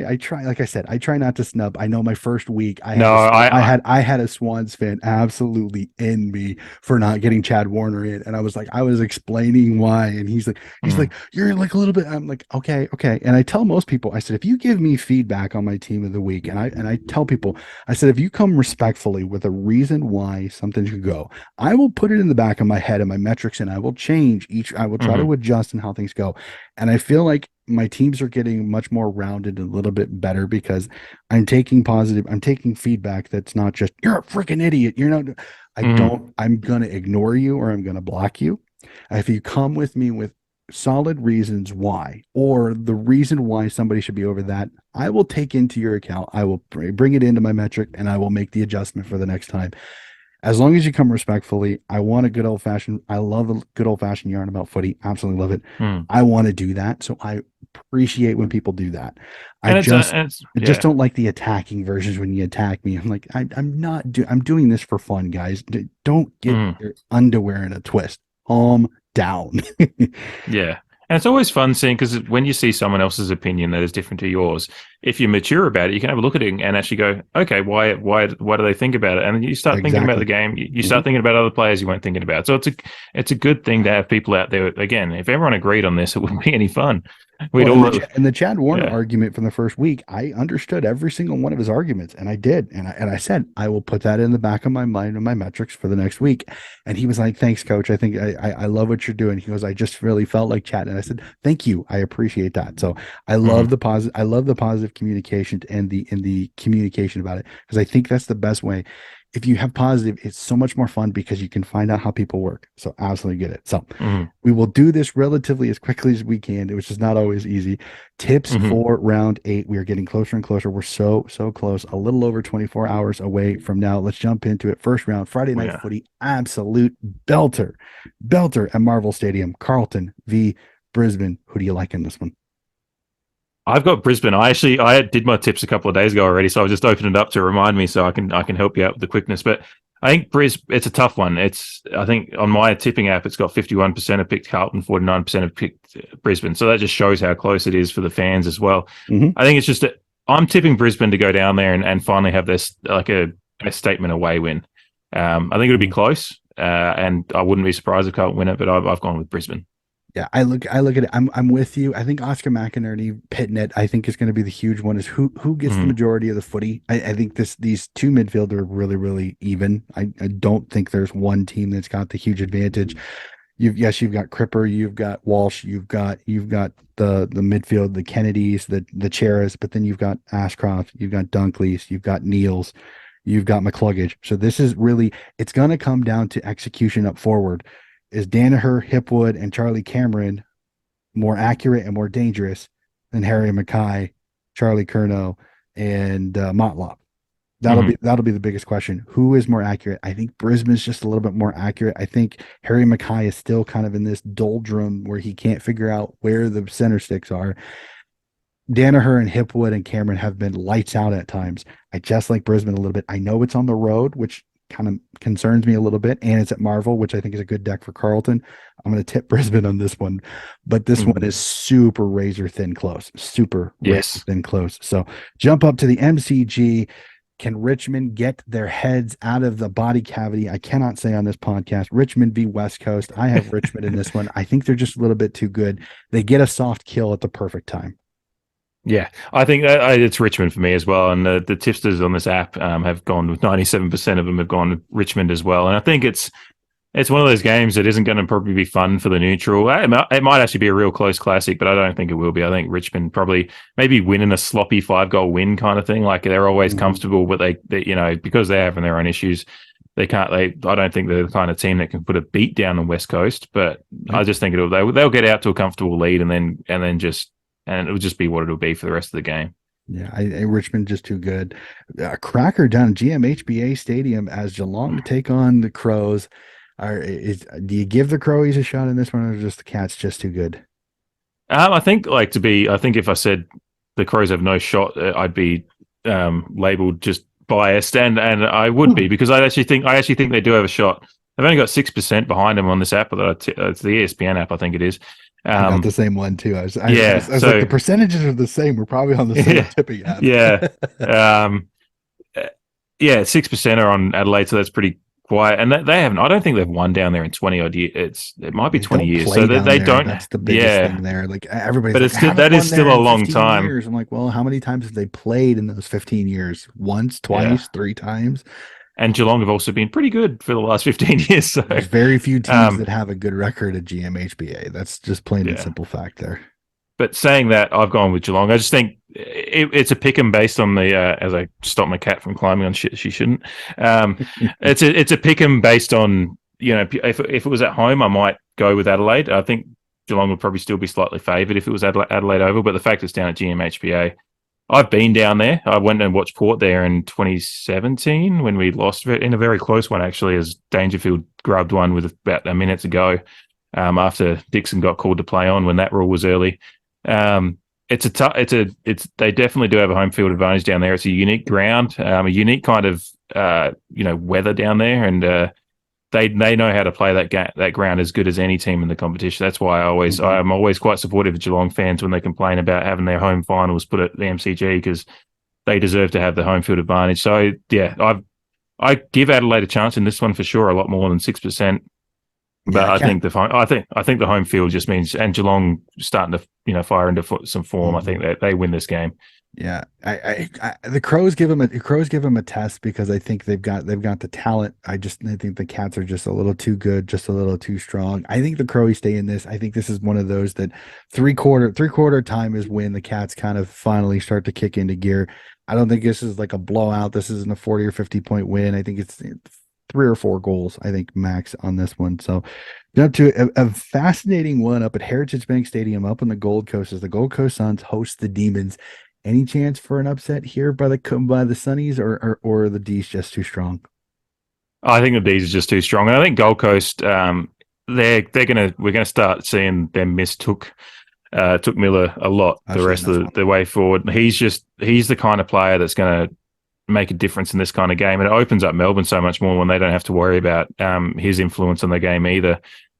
So I actually just think Melbourne, despite being away, I think they'll win relatively comfortably. That whether they win by the margin they did last week against the Kangaroos, who knows? I think Gold Coast will be a little bit more competitive, but I still think that Melbourne have the capacity to win this one by they could win by 7 to 9, 10 goals easily. I just think they're, like I said, they're quietly impressing me this year. They're not no one's talking about them too much. And I'm over in the States, so I miss it. I try to keep up with the stuff a bit, but yeah, I just think they're going to win this one comfortably. I didn't think about that pick at all.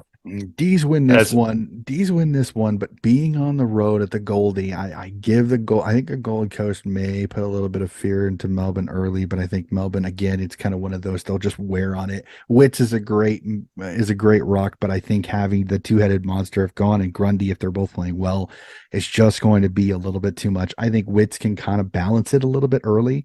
I think three-quarter time, I think Melbourne finally just kind of run over a Gold Coast team that they just kind of pound until finally they kind of give through. So Goldie, I think, stay in a little bit more than some people think, but I think D's just too good. So what has been a fascinating rivalry for several years there for a bit, it's kind of cooled off a little bit at Manuka Oval up in Canberra as GWS hosts the Western Bulldogs.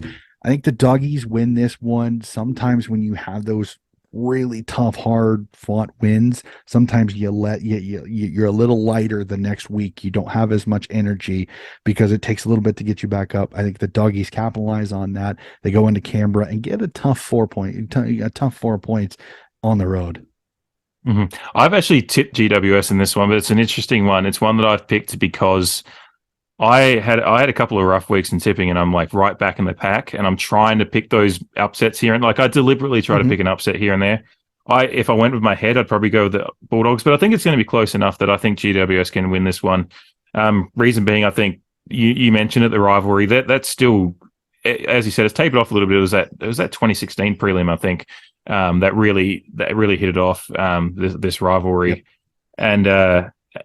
And I think when you got guys like Toby Green out there who remember very well how that went, it's still going to be, there's going to be some feeling out there, and it's either going to be, we're either going to see a Toby Green masterclass where he kicks like 4 or 5 goals, inspires them to victory, or we're going to see a game where Toby Green loses his head and it kind of goes against them for that reason, or we'll see both. He could kick 4 or 5 goals and lose his head in a moment. So give away 250s that cost the team 2 goals. And it's perfectly possible. Again, Toby Green is, again, I agree with you. He's such that enigmatic force that he can be good in so many ways and then just have an utter brain fade at like the worst possible time. But again, that's one of those, like if you force me to tip one upset, that's probably it, because on the road, Canberra always get relatively good things, and the Doggies are still, I don't fully trust them. Yeah, I still don't fully trust them. So that was certainly a factor for me too. Yeah. this one, oh jeez, I fought over this one a little bit, which is surprising. Optus Stadium, Fremantle v Hawthorn. I fought with myself a little bit. I really wanted to tip the Hawks in this one because Fremantle, again, they just don't inspire a lot of positivity. But it's on the road, traveling fully across the country. Hawthorn, again, still a young list. I think the cauldron will be hot. I think Fremantle does just enough, but I think this is a cracker. I think Hawthorn is in this game till late. I think Fremantle at home field advantage. They'll get a couple of guys that'll step up. Fremantle win this one, but it is a cracker. Yeah, I fought with we should never have to fight with Fremantle versus Hawthorn at Optus. We're considering, well, especially last year when Fremantle were going so well, but I couldn't believe that I was sitting there going, God, do I have to think about this? I've gone to Fremantle. It was West Coast that you could never go on the road and beat them there. So there's always one Western team that was like, you almost kind of chalked it up. West Coast, that's a West Coast or a Fremantle. Yeah. Almost always. I have picked Fremantle because I think somehow the class that they do have in that side will stand up a little bit, but it won't be pretty. And Hawthorn, unless Hawthorn go over and just have one of those down weeks that some teams in this position do, where they have a couple of good weeks where they're plucky and lose, and then they go and just get smashed. But I think if Hawthorn can bring kind of that competitiveness they've brought the last few weeks, they'll make it a game. I just think Fremantle will have that class at the end to kind of finish it off, and maybe Hawthorn's legs will get to them a little bit.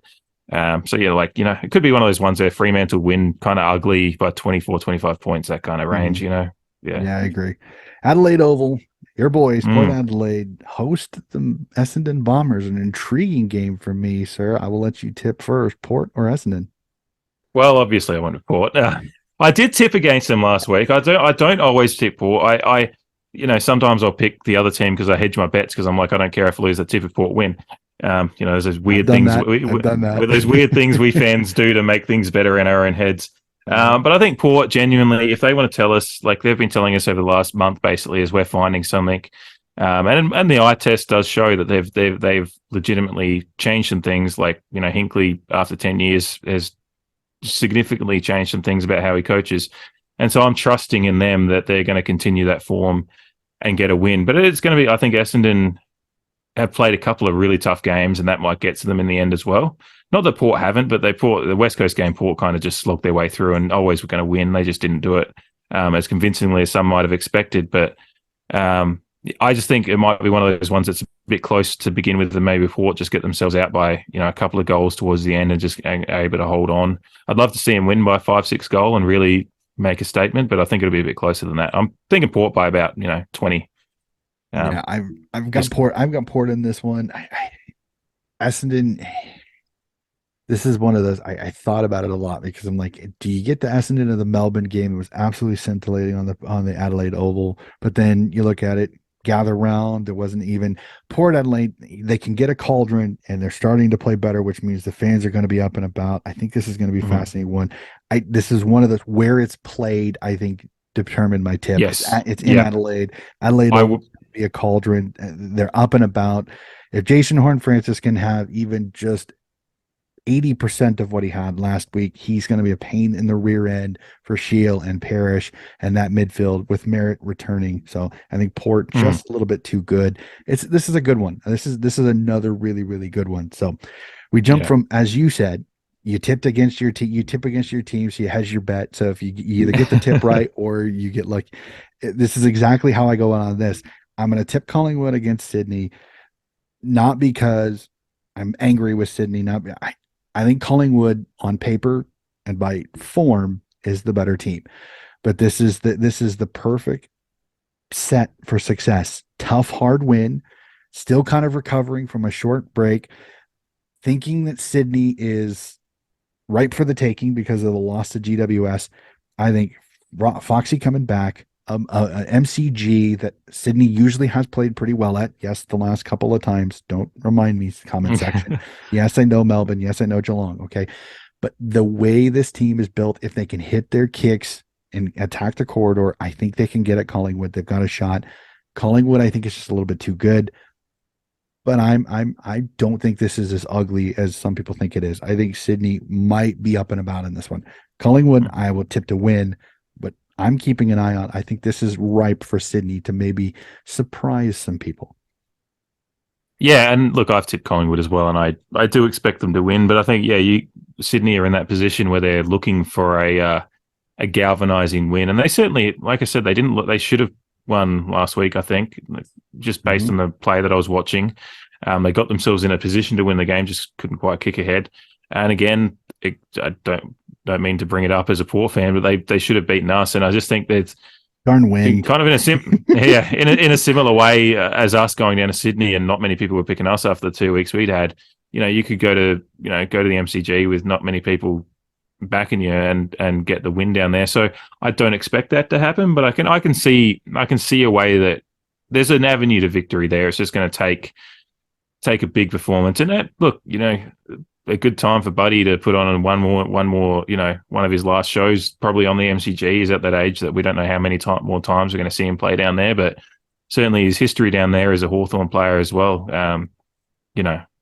Just the stage is set for an upset. Do I expect it to happen? No, but Sydney are a better team than a couple of their results have shown. So it's an intriguing one where there is a definite favourite and a heavy favourite, I think. But you are correct that there's a little bit more. There's some hope there at least. Mm-hmm. It'd be fascinating, and I'm intrigued with Buddy. Is does he get Darcy Moore?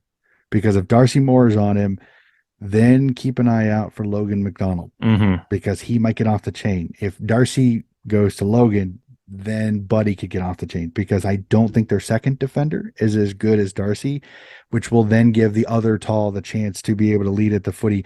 And if Darcy does take Buddy, I think I would love Horst to use him as a decoy.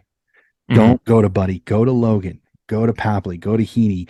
Let Buddy kind of drift a little bit and pull more away and force more.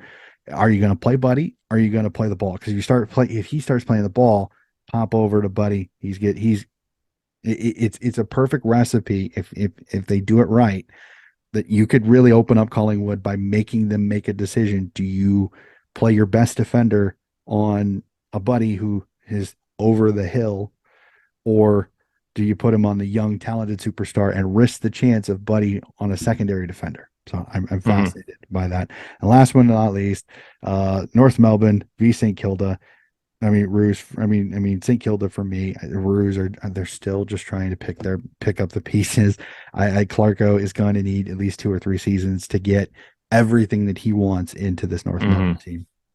Yeah, no, I went with St Kilda as well, and it wasn't really much thought. A couple of weeks ago, we were all pretty impressed with our North start of the season, but they've kind of fallen back into that there is just a lot of, there's a lot of just newness to that side, and especially with a new coach coming in. I just think St Kilda are going to want to bounce back after last week as well. They certainly showed last week they're no slouches against Port. They could have won that game quite easily as well, and did themselves no harm in their reputation by losing in a close one to Port. So I just think North Melbourne have, they've fallen away a little bit again, and they'll get a result or two maybe by the end of the season, but I think they'll be hard to come by. I certainly don't think St Kilda's the team that they're getting a scalp against. So yeah, that was one of the easier picks as well, St Kilda to win that one to finish out the round. Did that finish out the round? Yeah, it does. Yep, Yeah, that finish out. Rossi Lyon just a little bit too much fire for me to be able to let one slip away.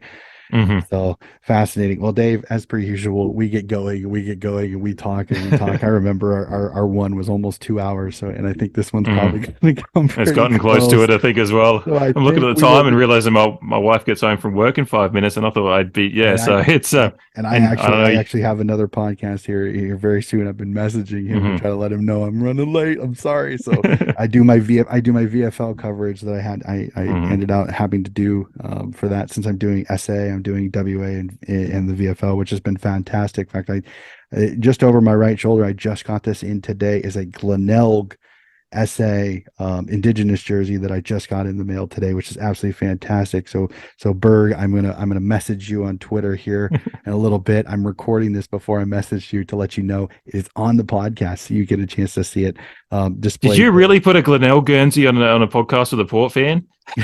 Sorry, I didn't even think about that. But I know. Today. I didn't notice it until now. I mean, the Indigenous, is that the one like that I can see in the background there? That's like the Indigenous design's great. I just, obviously Port have quite a historic rivalry with Glenelg. So. That's crazy. It was not done intentionally. It was not done intentionally. I just had to have a bit of fun there. Yeah, the last time some of my SA contacts, I think I've got a Woodville West Torrens and a Norwood. I think I've got a Norwood one coming as well. I'm working on trying to get all of the SA and WA clubs, so then I can put them up there. I know I've got that's fantastic. Claremont, and I've got West Perth already as well, which is fantastic. I'm working on it. WA is teaming to be a little bit more difficult trying to get contacts there. SA has been fantastic.